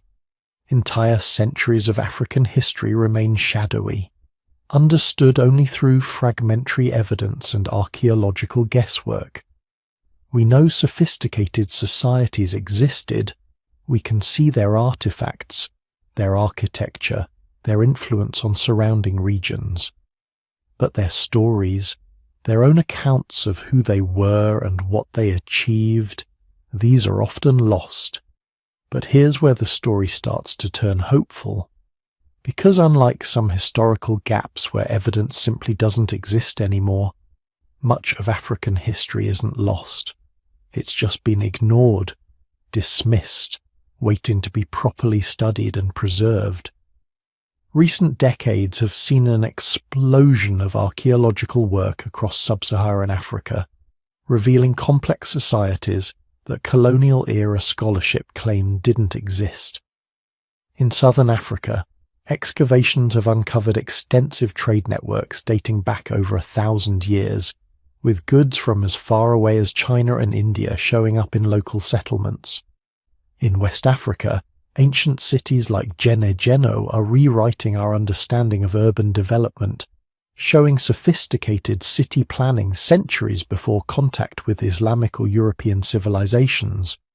In East Africa, researchers are documenting the Swahili coastal cities that mediated trade between the African interior and the Indian Ocean world, creating a unique fusion culture that was neither purely African nor purely Arab, but something distinctive and sophisticated in its own right. And linguists are working with remaining oral traditions, carefully recording and analyzing the historical information they contain, cross-referencing with archaeological evidence to build more complete pictures of the past. Perhaps most importantly, there's growing recognition that the absence of written records doesn't mean the absence of history. Oral traditions, when properly studied and contextualized, can preserve remarkable amounts of accurate information across many generations. Archaeological evidence, from settlement patterns to artifacts to environmental data, can reconstruct societal structures even without written documents. The lost centuries of African history aren't necessarily lost forever. They're just harder to access, requiring more careful work, more respect for different forms of historical preservation, more willingness to challenge old assumptions about what counts as legitimate historical evidence. Every year brings new discoveries, ancient cities emerging from jungle vegetation, genetic studies revealing unexpected migration patterns, linguistic analysis showing cultural connections nobody had suspected. The gaps are slowly being filled, not with speculation but with evidence, careful scholarship, and most importantly, African voices reclaiming their own histories. The story of Africa's lost centuries is ultimately a story about whose histories get preserved and whose get discarded, whose accounts matter and whose don't. For too long, the answer was determined by colonial power and racist assumptions, but that's changing. The silences are being broken, the gaps are being filled, and what's emerging is a picture of human history far richer and more complex than the simple narratives we inherited from an earlier, more prejudiced era. Now let's talk about the largest ocean on Earth and one of the most audacious human achievements in history. An achievement that, for some reason, we barely understand at all. The Pacific Ocean covers nearly 64 million square miles. That's roughly 1/3 of the entire Earth's surface, and scattered across this vast expanse are thousands of islands. Some are large, like New Zealand and Hawaii. Others are tiny specks of coral and volcanic rock, barely visible from more than a few miles away. And here's what's remarkable. By about 1200 CE, nearly every inhabitable island in this enormous ocean had been discovered, settled, and colonized by people traveling in wooden canoes. No compasses, no sextants, no GPS. Just outrigger canoes, knowledge of stars and currents, and an almost incomprehensible amount of courage. This was the Polynesian expansion, one of the greatest feats of exploration and navigation in human history, and we have almost no idea how they actually did it. Think about what we're talking about here. These weren't short coastal hops. Polynesian voyagers travelled thousands of miles across open ocean, locating islands that were sometimes less than 10 miles across, surrounded by hundreds or thousands of miles of empty water in every direction. The distance from Tahiti to Hawaii is about 2,600 miles.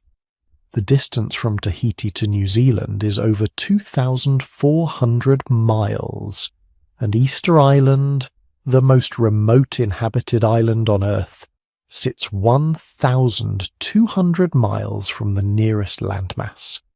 Yet all of these places were found, settled and connected by regular voyaging routes. How did they do it? We know some things. Polynesian navigators use sophisticated techniques called wayfinding. They memorized the positions of hundreds of stars, understanding exactly which stars rose and set at specific points on the horizon depending on latitude. They read wave patterns, recognizing how swells bent and reflected around distant islands that were still below the horizon. They watched birds, knowing that certain species only flew within a certain range of land. They paid attention to clouds, understanding how weather patterns changed near islands. They even tracked the path of bioluminescent organisms in the water, which could indicate the presence of channels and currents. But here's the problem. By the time European explorers arrived in the Pacific in the 1500s and 1600s, most of this knowledge was already being lost. The great age of Polynesian exploration had ended centuries earlier. The voyaging routes that had once connected islands across thousands of miles had been largely abandoned. The last major expansion, the settlement of New Zealand by the Maori around 1300 CE, had happened 200 years before Europeans arrived.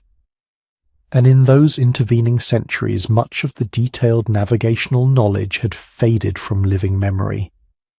What we know about traditional Polynesian navigation comes mostly from a handful of islands in Micronesia, where the traditions survived into the 20th century.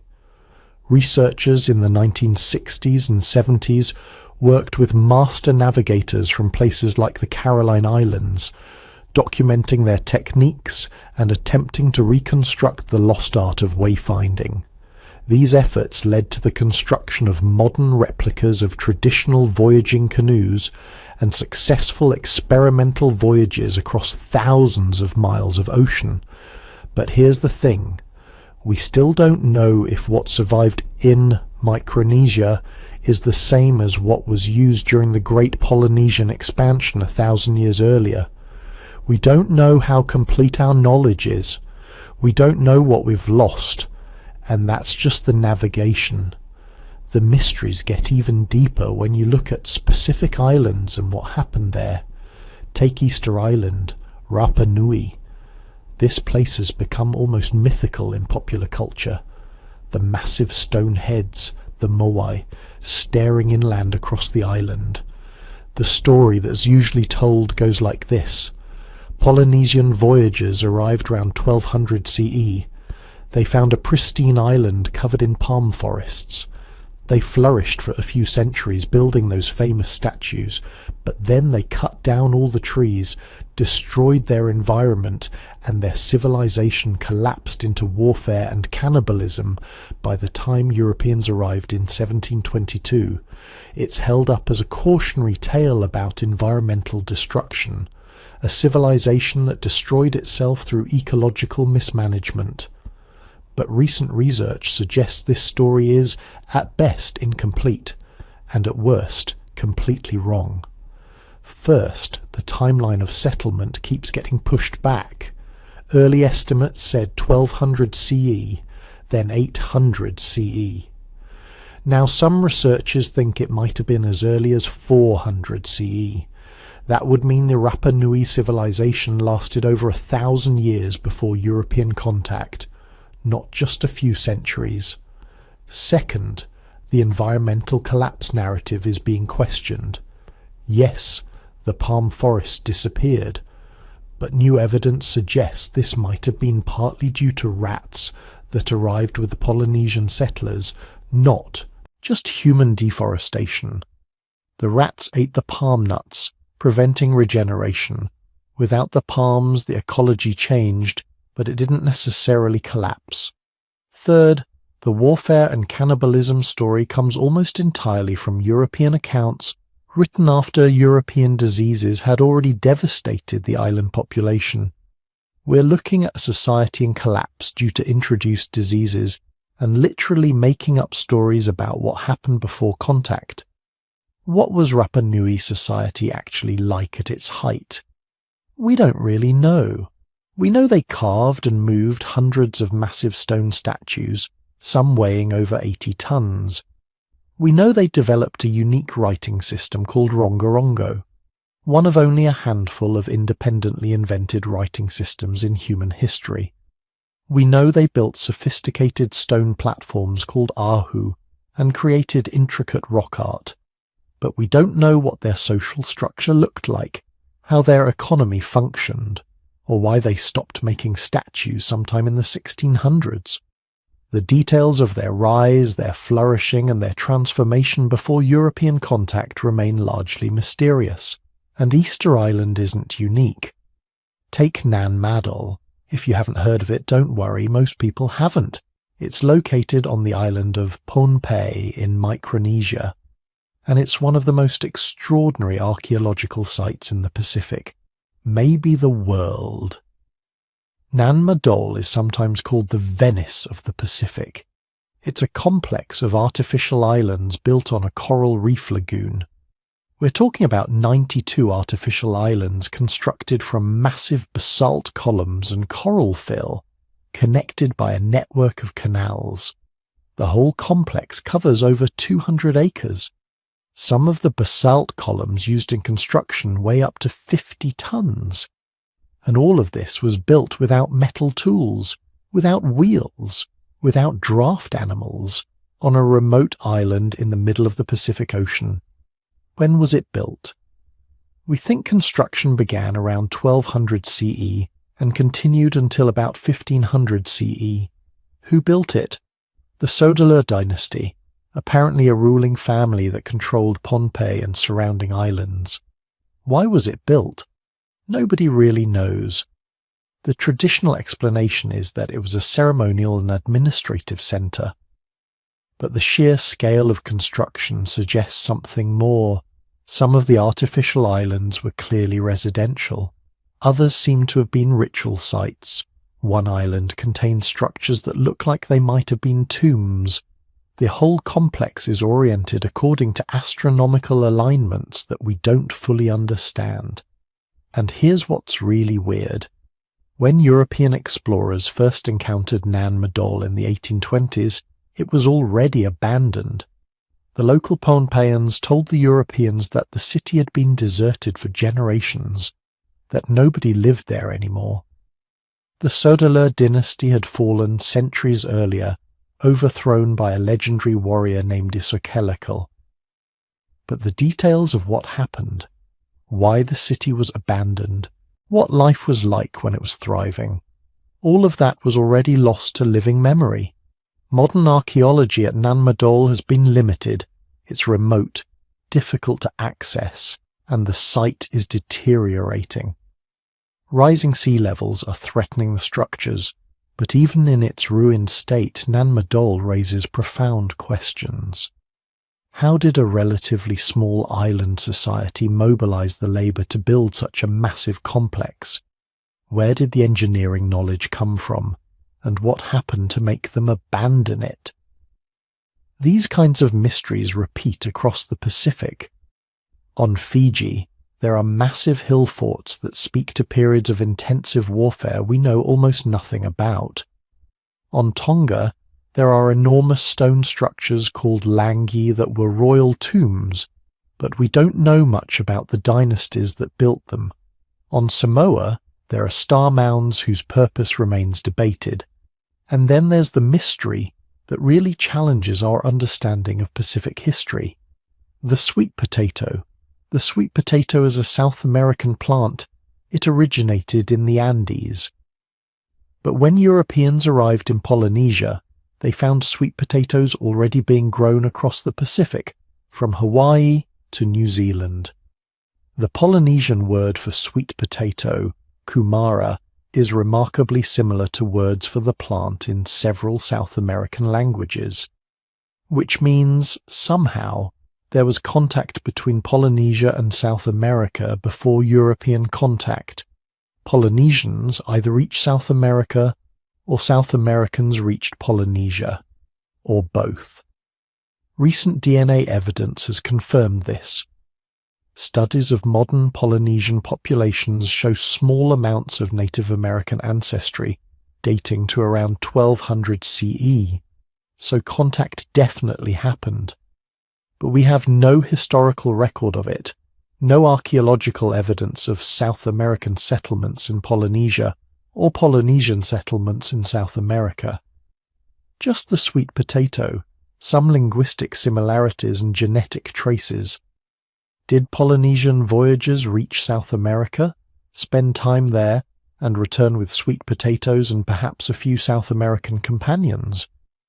Did South American mariners, perhaps from the sophisticated seafaring cultures of coastal Peru, venture west and reach Polynesian islands?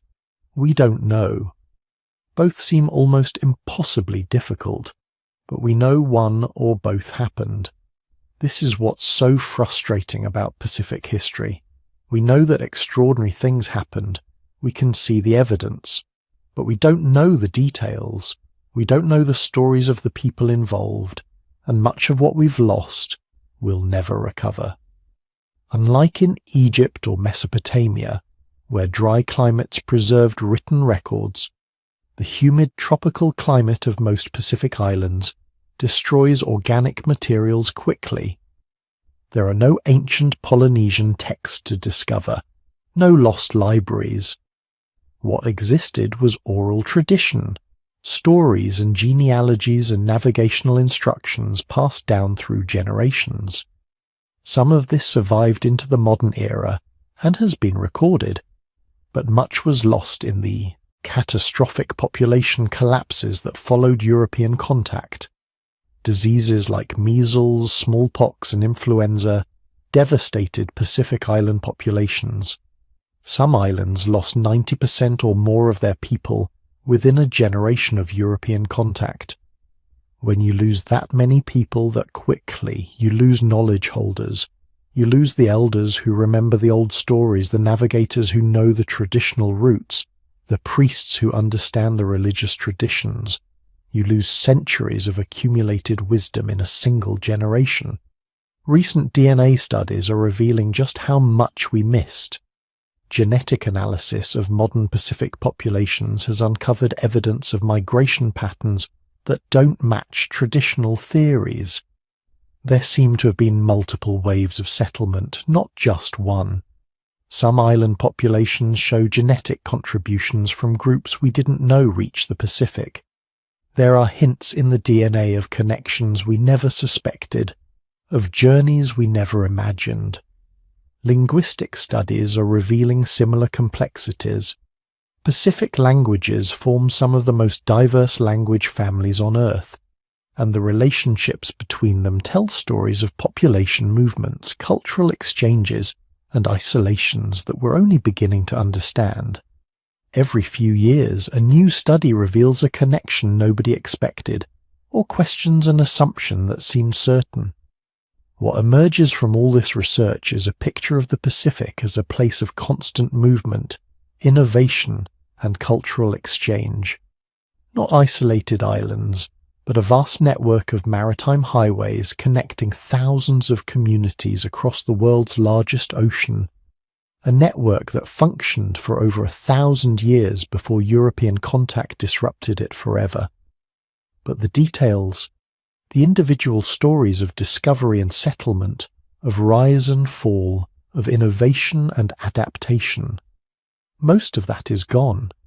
We're left looking at ruins and artifacts, at genetic signatures and linguistic traces, trying to reconstruct a history that was already fading into legend when the first Europeans arrived. The Pacific's forgotten voyagers accomplished something that rivals anything in human history. They explored and settled the largest ocean on Earth using technology that seems primitive by modern standards, but represented the cutting edge of maritime innovation in its time. They developed navigation techniques sophisticated enough to cross thousands of miles of open ocean and reliably locate islands smaller than Manhattan. They created diverse and complex societies on some of the most remote and challenging environments on the planet. And we barely know their story. That's the gap. That's what we've lost. Picture yourself standing in front of the Great Pyramid of Giza. It's 2550 BCE. You're watching thousands of workers moving massive limestone blocks with precision that seems impossible for the time. Engineers are calculating angles with stunning accuracy. Scribes are recording everything in elegant hieroglyphics.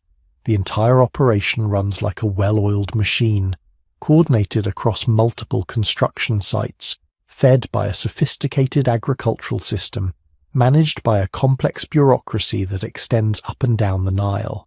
Now here's the thing that should make you pause. This pyramid, this incredible achievement of human engineering, it's not the beginning of Egyptian civilization.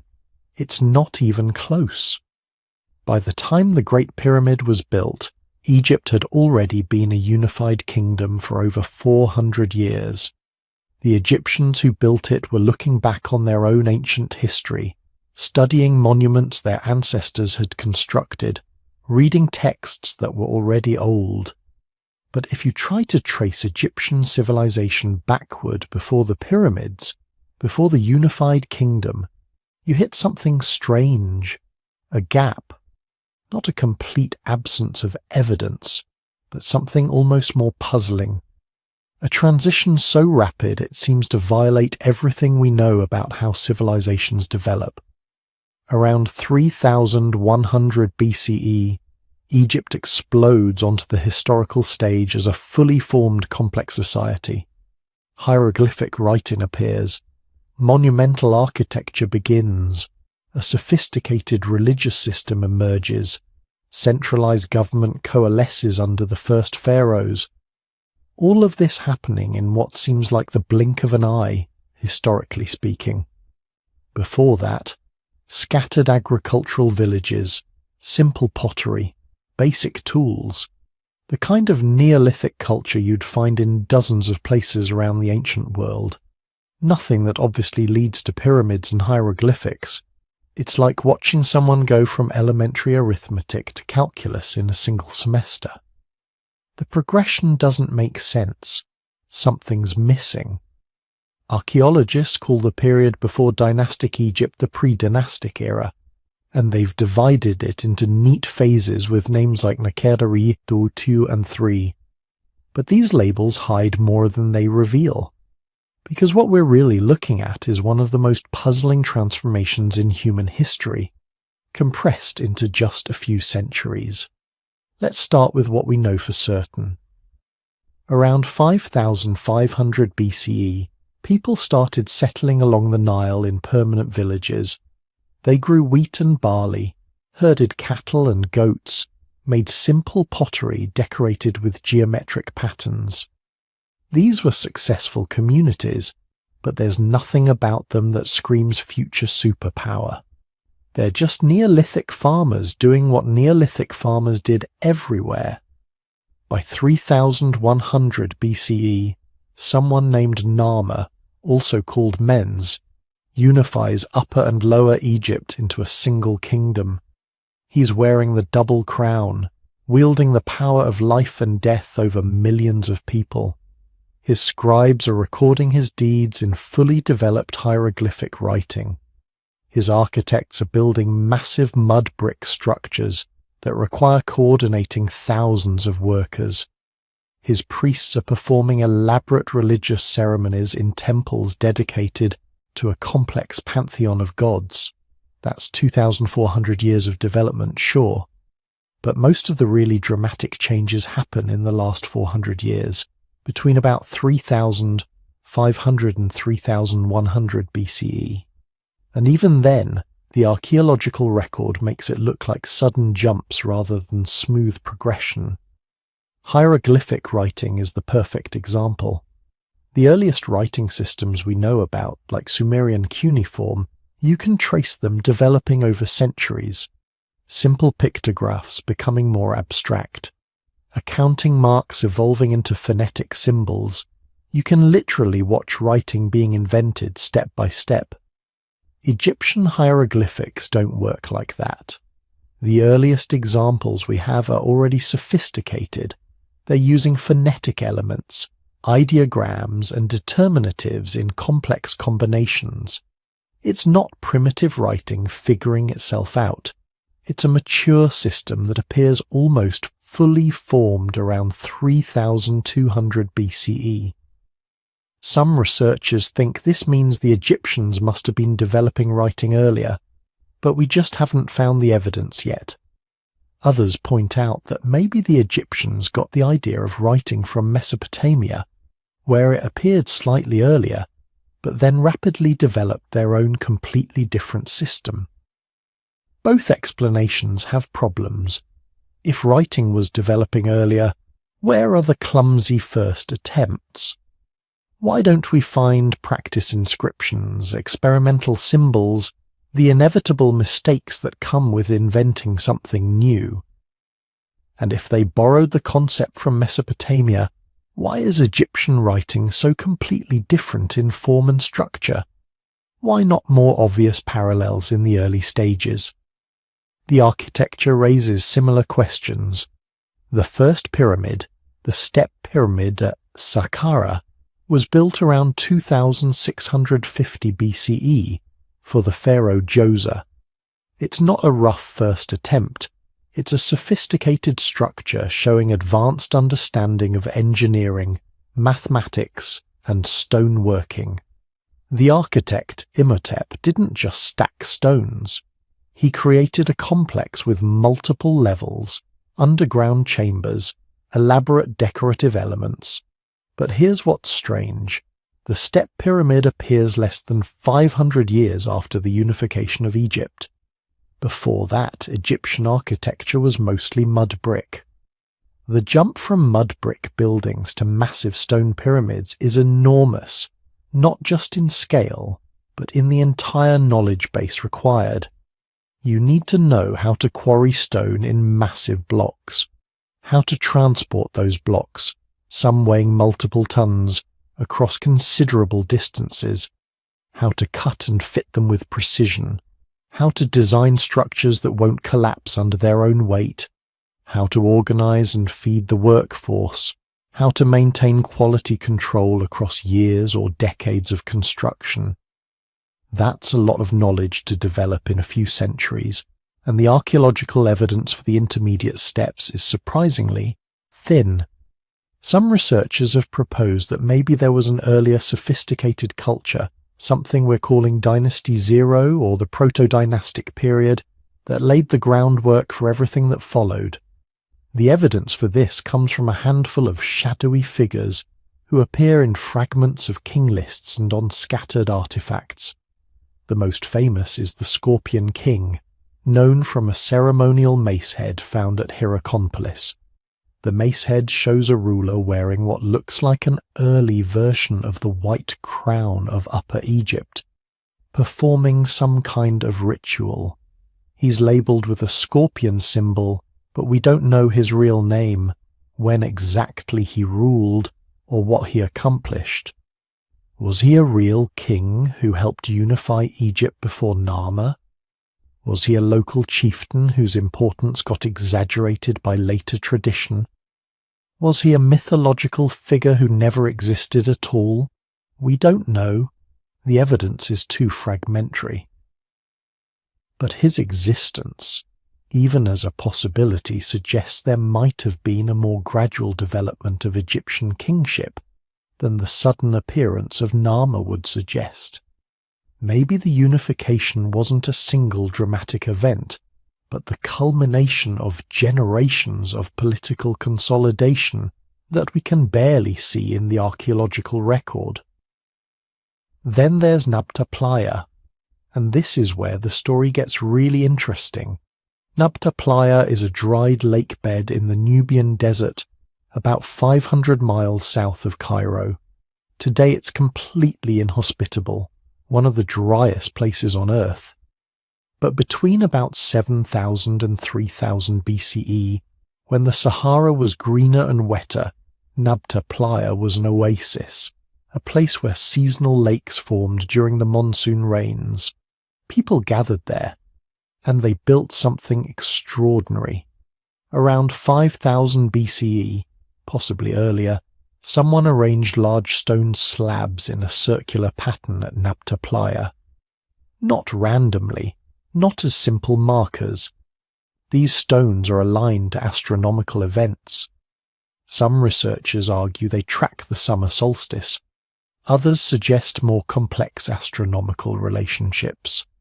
The structure includes stone alignments that might have served as a primitive calendar, helping people predict the arrival of the monsoon rains. There are buried stones, arranged in patterns that some researchers think might represent constellations. The whole complex suggests a level of astronomical knowledge and organizational capacity that shouldn't exist among small groups of Neolithic herders. Now, the interpretations of Nabta Playa are controversial. Some archaeologists think the astronomical alignments are overstated, that people are finding patterns that aren't really there. Others argue the structure is proof that the people of the Sahara were developing sophisticated knowledge systems thousands of years before dynastic Egypt emerged. But regardless of the specific interpretations, Nabta Playa tells us something important. The people living in what's now the Sahara Desert before it dried, out completely, they weren't simple nomads waiting for civilization to happen. They were observing the sky, tracking celestial patterns, organizing communal labor for large construction projects, developing cosmological ideas complex enough to encode in stone. And here's the critical connection. Around 3,500 BCE, when the Sahara underwent its final desiccation, turning from savanna to desert, these people had to move. The climate was changing, the seasonal rains were failing, the lakes were drying up, the grasslands were turning to sand. They had two choices: die or migrate, and the nearest place with reliable water was the Nile Valley. So what if the sudden sophistication of late pre-dynastic Egypt wasn't really sudden at all? What if it represents the arrival of people who'd been developing complex societies elsewhere, in regions that are now so arid and inhospitable that we've barely explored them archaeologically? What if the skills that built the pyramids, the knowledge that created hieroglyphics, the astronomical understanding that aligned temples and monuments, what if all of that was developed in the Green Sahara by people whose settlements are now buried under hundreds of feet of sand? The climate evidence supports this scenario. The final desiccation of the Sahara happened in pulses between about 5000 and 3000 BCE, with the most severe phase occurring right before the emergence of dynastic Egypt, exactly when you'd expect large-scale migration into the Nile Valley. The genetic evidence is more ambiguous but intriguing. Studies of ancient and modern Egyptian DNA show influences from across North and East Africa, suggesting multiple population movements converging on the Nile. The people who built dynastic Egypt weren't a single homogeneous group, but a mixture of populations with different origins. And the cultural evidence. The religious system of ancient Egypt includes elements that seem to reference a homeland somewhere in the south and west, the direction of the now desert Sahara. Some of the oldest Egyptian myths talk about the primordial mound emerging from the waters of chaos, which sounds a lot like watching islands of land appear in seasonal lakes during times of drought. But here's what makes this theory both compelling and frustrating. If there was a sophisticated Saharan culture that migrated to Egypt and jump-started civilization there, we're probably never going to find direct proof. The Sahara is enormous, one of the most hostile environments on Earth. Archaeological survey is extremely difficult, and any settlements that existed would be buried under centuries of sand scattered by wind, destroyed by the extreme temperature fluctuations that have been grinding away at the landscape for 5,000 years. We might be looking at one of those historical gaps that can never be completely filled. A lost chapter that we know must exist because the story doesn't make sense without it, but which remains tantalizingly out of reach. What we're left with is this. Egyptian civilization didn't appear from nowhere. That's not how human societies work. People don't just spontaneously invent writing and architecture and complex government. These things have to develop, which means there must be a developmental period somewhere. We can see part of that development in the archaeological record of pre-dynastic Egypt. But it's not enough. There are too many gaps, too many sudden jumps, too many skills that seem to appear without the expected learning curve. Something else happened. Maybe multiple somethings. Maybe migrations we can't trace. Maybe knowledge exchange with other early civilizations. Maybe lost traditions developed in places that are now impossible to excavate. Or maybe, just maybe, the people of the ancient Nile Valley were simply more innovative, more adaptive, more capable of rapid cultural evolution than we give them credit for. Maybe when the climate pushed them to develop quickly or die, they chose to develop, and they did it so successfully that we can barely believe it was possible. Either way, when you stand in front of those pyramids, you're looking at the result of a process we don't fully understand. A transition from simple villages to complex civilization that happened faster and more completely than almost anywhere else in the ancient world.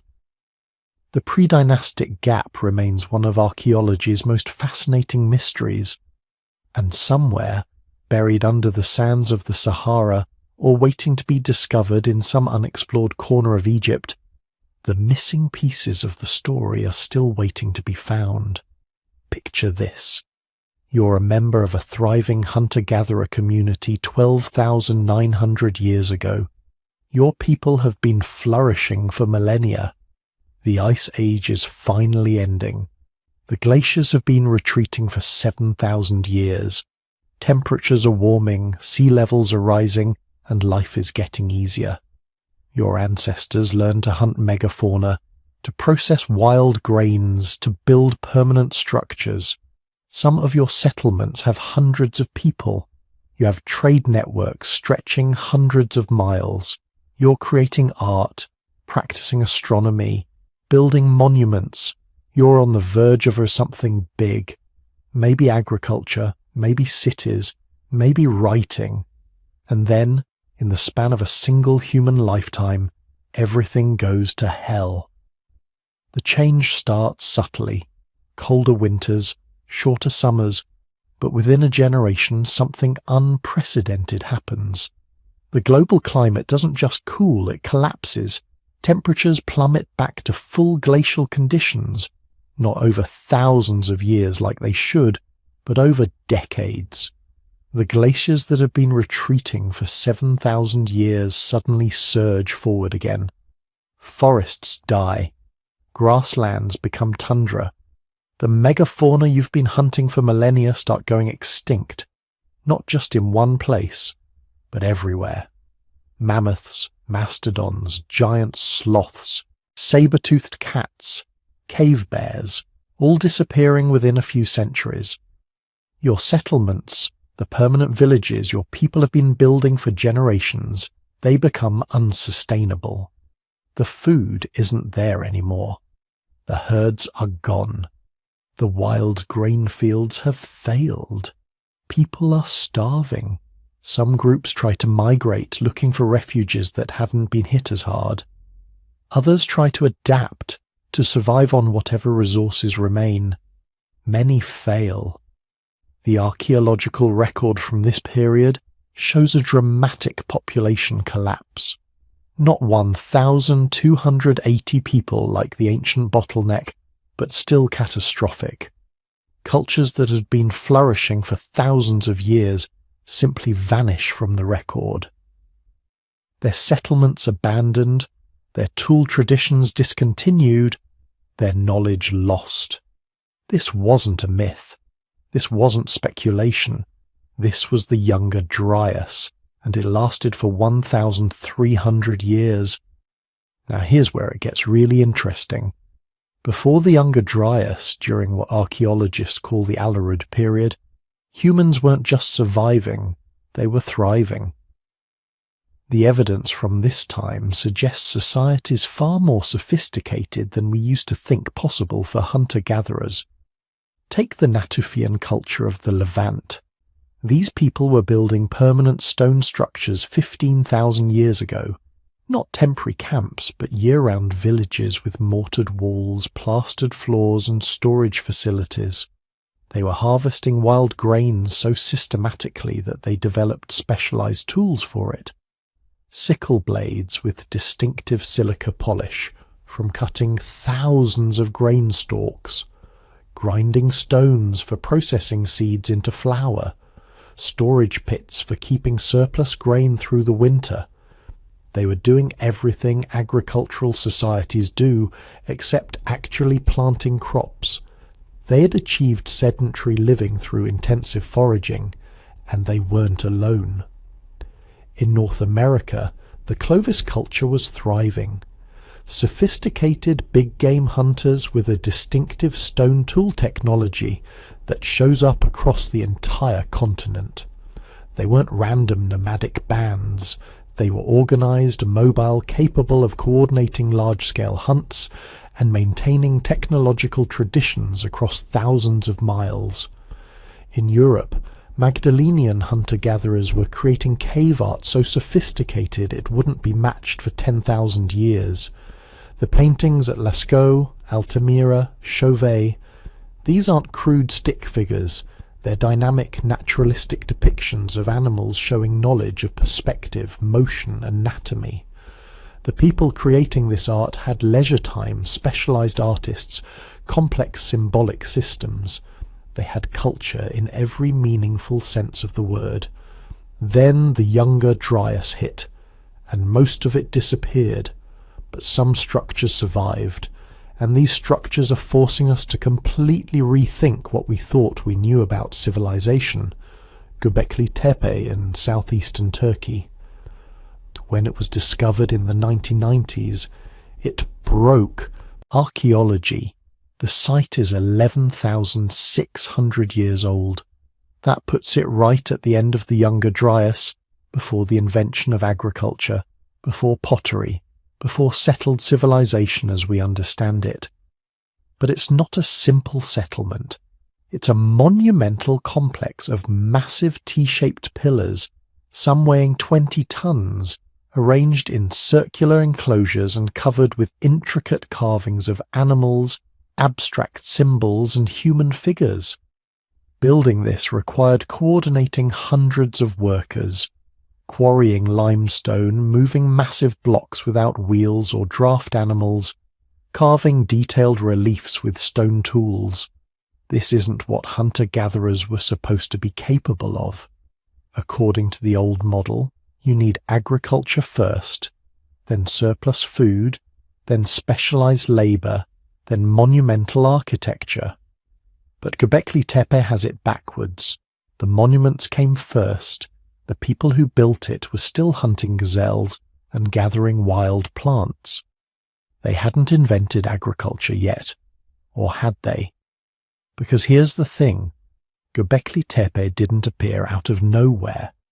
The construction techniques, the symbolic systems, the social organization required to build it, these things take time to develop. Generations at minimum, probably centuries, which means there had to be predecessors, earlier attempts, simpler structures, a gradual evolution of the skills and knowledge necessary to create something like Göbekli Tepe. But where are they? If they existed before the Younger Dryas, most of the evidence would be buried under 1,300 years of climate catastrophe.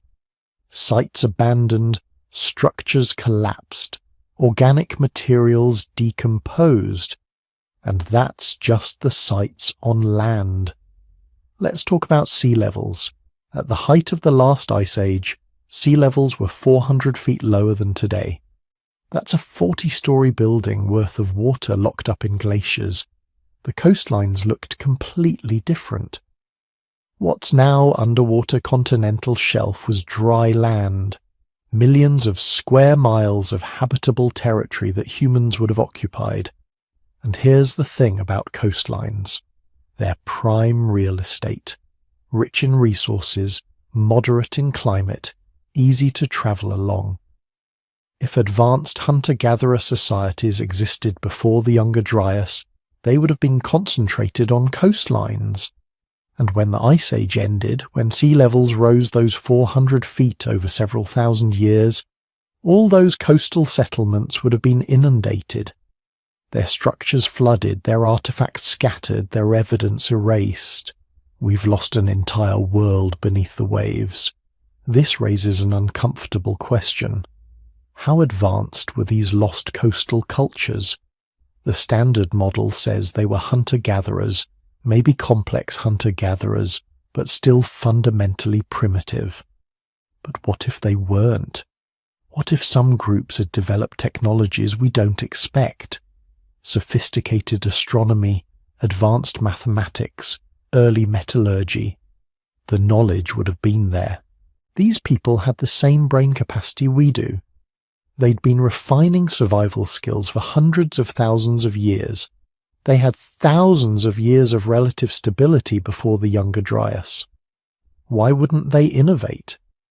This is where we enter controversial territory. Some researchers, Graham Hancock most prominently, have proposed that an advanced Ice Age civilization existed before the Younger Dryas. Not aliens, not Atlantis, but human. A culture that developed sophisticated technologies, possibly even maritime capabilities, that built monumental structures which mostly got destroyed by the climate catastrophe and subsequent flooding. The evidence they point to includes anomalous megalithic structures worldwide. The massive blocks at Baalbek in Lebanon, some weighing over 800 tons, the precision stonework at Pumapunku in Bolivia, the underwater structures off the coast of Japan at Yonaguni, the submerged city ruins found off the coast of India near Dwarka. Mainstream archaeology dismisses most of these as either natural formations misinterpreted as artificial structures, or as much younger than claimed. And they're probably right about most of them, but the dismissal feels a bit too easy sometimes, because we know for certain that sophisticated hunter-gatherer societies existed. Göbekli Tepe proved it. We know that vast territories were submerged by rising sea levels. We know that the Younger Dryas caused a catastrophic population collapse that would have destroyed most archaeological evidence. And we know that our ancestors were just as smart as we are. So how can we be sure there wasn't more? Then there's the Younger Dryas impact hypothesis. This is the really controversial part.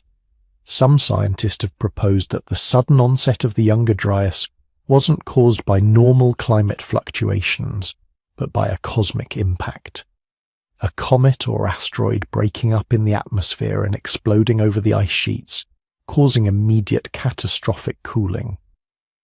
The evidence they cite includes a thin layer of sediment from exactly 12,800 years ago that contains exotic materials. Nanodiamonds that only form under extreme temperatures and pressures. Magnetic spherules suggesting massive fires. High concentrations of platinum group elements that are rare on Earth's surface but common in asteroids. Shocked quartz crystals showing evidence of impact forces. Mainstream geologists are skeptical. They argue the evidence is ambiguous, that the materials could have other explanations, that no definitive impact crater from the right time period has been found. But the debate continues, because if it happened, if a cosmic impact triggered the Younger Dryas, then any advanced societies existing at that time would have been facing a double catastrophe. Immediate destruction from the impact effects, tsunamis, wildfires, atmospheric debris, followed by 1,300 years of climate collapse. That's enough to erase a civilization pretty thoroughly. The extinction data supports something catastrophic. The Younger Dryas saw the disappearance of most Ice Age megafauna worldwide. In North America alone, 35 genera of large mammals went extinct. Mammoths, mastodons, horses, camels, giant ground sloths, saber-toothed cats, short-faced bears, all gone. Some of these species had survived multiple previous climate fluctuations over millions of years, but they couldn't survive this one. And neither could the Clovis culture. The distinctive Clovis tool technology disappears from the archaeological record right at the beginning of the Younger Dryas. The people didn't go extinct, but their culture did. Whatever social structure and knowledge system had allowed them to spread across an entire continent, it collapsed. This pattern repeats worldwide. Sophisticated cultures existing before 12,800 years ago, then a gap in the archaeological record, then simpler cultures reappearing after the Younger Dryas ended 11,600 years ago. It's like a reset button got pushed on human cultural evolution. Not complete extinction, but severe enough disruption that much of the accumulated knowledge and social complexity got lost. When civilization started building back up after the Younger Dryas, people had to relearn things their ancestors might have already figured out, and some knowledge might have been lost entirely. This represents humanity's largest historical blind spot. We have decent archaeological evidence going back about 10,000 years to the beginning of settled agriculture and the first cities. Before that, the record gets increasingly fragmentary, and the Younger Dryas is right at the break point. Everything before it is harder to find, harder to interpret, more likely to have been destroyed. We're trying to understand human history with a 1,300-year catastrophe sitting right in the middle of the most interesting period. It's like trying to read a book where someone ripped out 100 pages right at the climax. What did we lose? Maybe nothing more than hunter-gatherer camps and simple tool traditions, or maybe something more. Knowledge of astronomy developed over thousands of years of observation. Mathematical systems sophisticated enough to predict seasons and track celestial events. Oral histories preserving information about human migrations and environmental changes. Possibly even early forms of writing or symbolic notation that didn't survive in the archaeological record. We'll probably never know for certain. The evidence is buried under sediment, drowned beneath rising seas, destroyed by 1,300 years of climate catastrophe. But the gaps remain, and in those gaps there's room for questions that make mainstream archaeologists uncomfortable. Because here's what we do know. Our ancestors weren't primitive. They were smart, adaptive, capable of sophisticated cultural achievements even without agriculture or cities. They survived the Younger Dryas, rebuilt their societies, and eventually created the civilizations we know about. But what they created before, what they might have known and lost, that remains hidden in the largest gap in human history. And sometimes, the questions we can't answer are more interesting than the ones we can. The Younger Dryas ended 11,600 years ago. The glaciers retreated again, temperatures warmed, and within a few thousand years, the first true civilizations appeared. Mesopotamia, Egypt, the Indus Valley. But they didn't start from nothing. They built on knowledge and techniques that must have been developing for millennia, and some of that knowledge might have been very old indeed, preserved through the catastrophe, passed down through generations, waiting for stable enough conditions to flourish again. We are all descendants of the survivors, all products of cultures that endured the worst climate disaster of the last 100,000 years, and all inheritors of whatever they managed to preserve through the darkness. So here we are at the end of our journey through the gaps, the dark spaces, the lost centuries that riddle human history like holes in ancient parchment. And you know what? We haven't actually solved anything. The Bronze Age collapse is still a mystery. We still don't know what happened to the Indus Valley people. The Dark Ages remain frustratingly dark. Pre-Columbian America keeps most of its secrets. And those Pacific voyagers, they're still out there somewhere in the historical fog, their stories waiting to be discovered. But here's the thing about mysteries. They don't need to be solved to be valuable. In fact, there's something profoundly important about acknowledging what we don't know. Because every gap in our understanding is an invitation, a reminder that history isn't a closed book. It's an ongoing investigation where every generation gets to participate in the discovery. Think about it this way. Every person who's ever told you they know exactly what happened in the past is lying. Not maliciously, necessarily, but they're filling in the gaps with assumptions, with guesses dressed up as certainty. The honest approach, the scientific approach, is to say, we don't know yet. And that yet is doing a lot of work, because we're getting better at this all the time. Technologies that didn't exist 20 years ago are revolutionizing archaeology right now. Ground-penetrating radar that can map entire buried cities without disturbing a single stone. DNA analysis that can track ancient migrations with precision our predecessors couldn't have imagined. Satellite imagery that reveals landscape modifications invisible from the ground. Climate proxies that reconstruct ancient weather patterns season by season. Each new tool illuminates another corner of the darkness.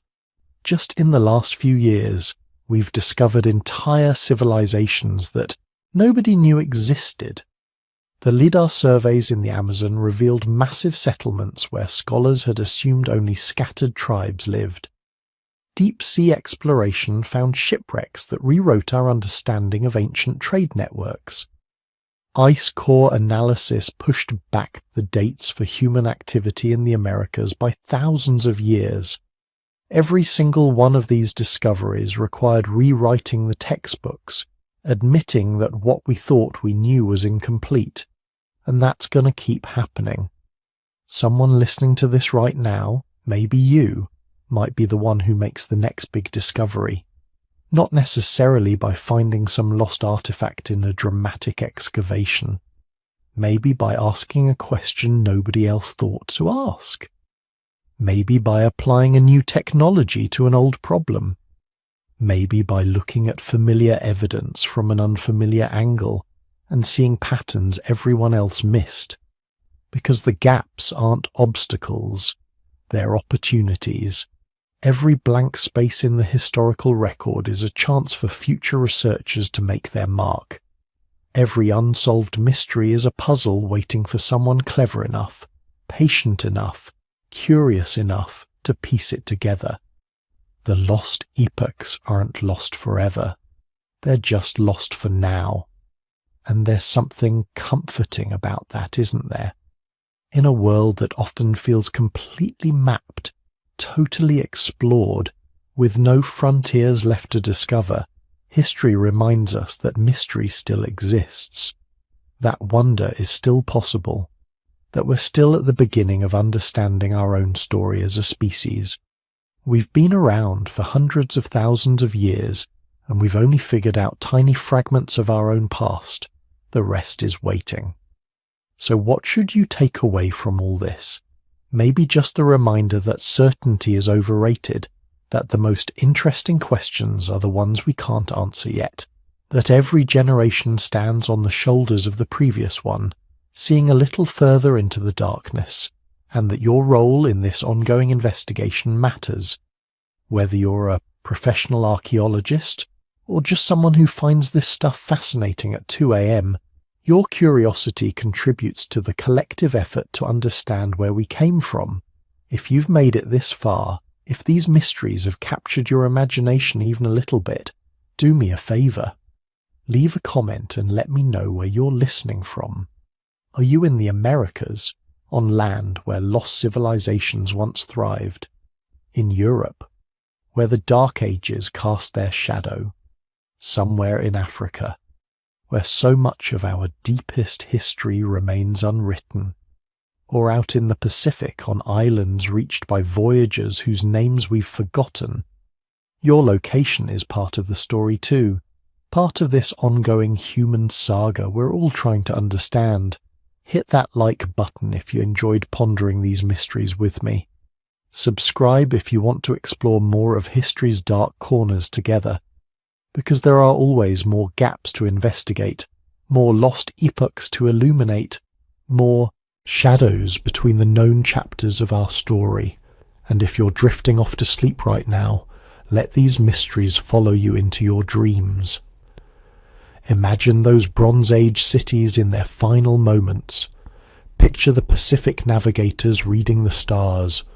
Wonder about the people of the Indus Valley, going about their daily lives in a civilization we're only beginning to understand. The past is still out there, waiting, and so is the future of discovery. Sleep well,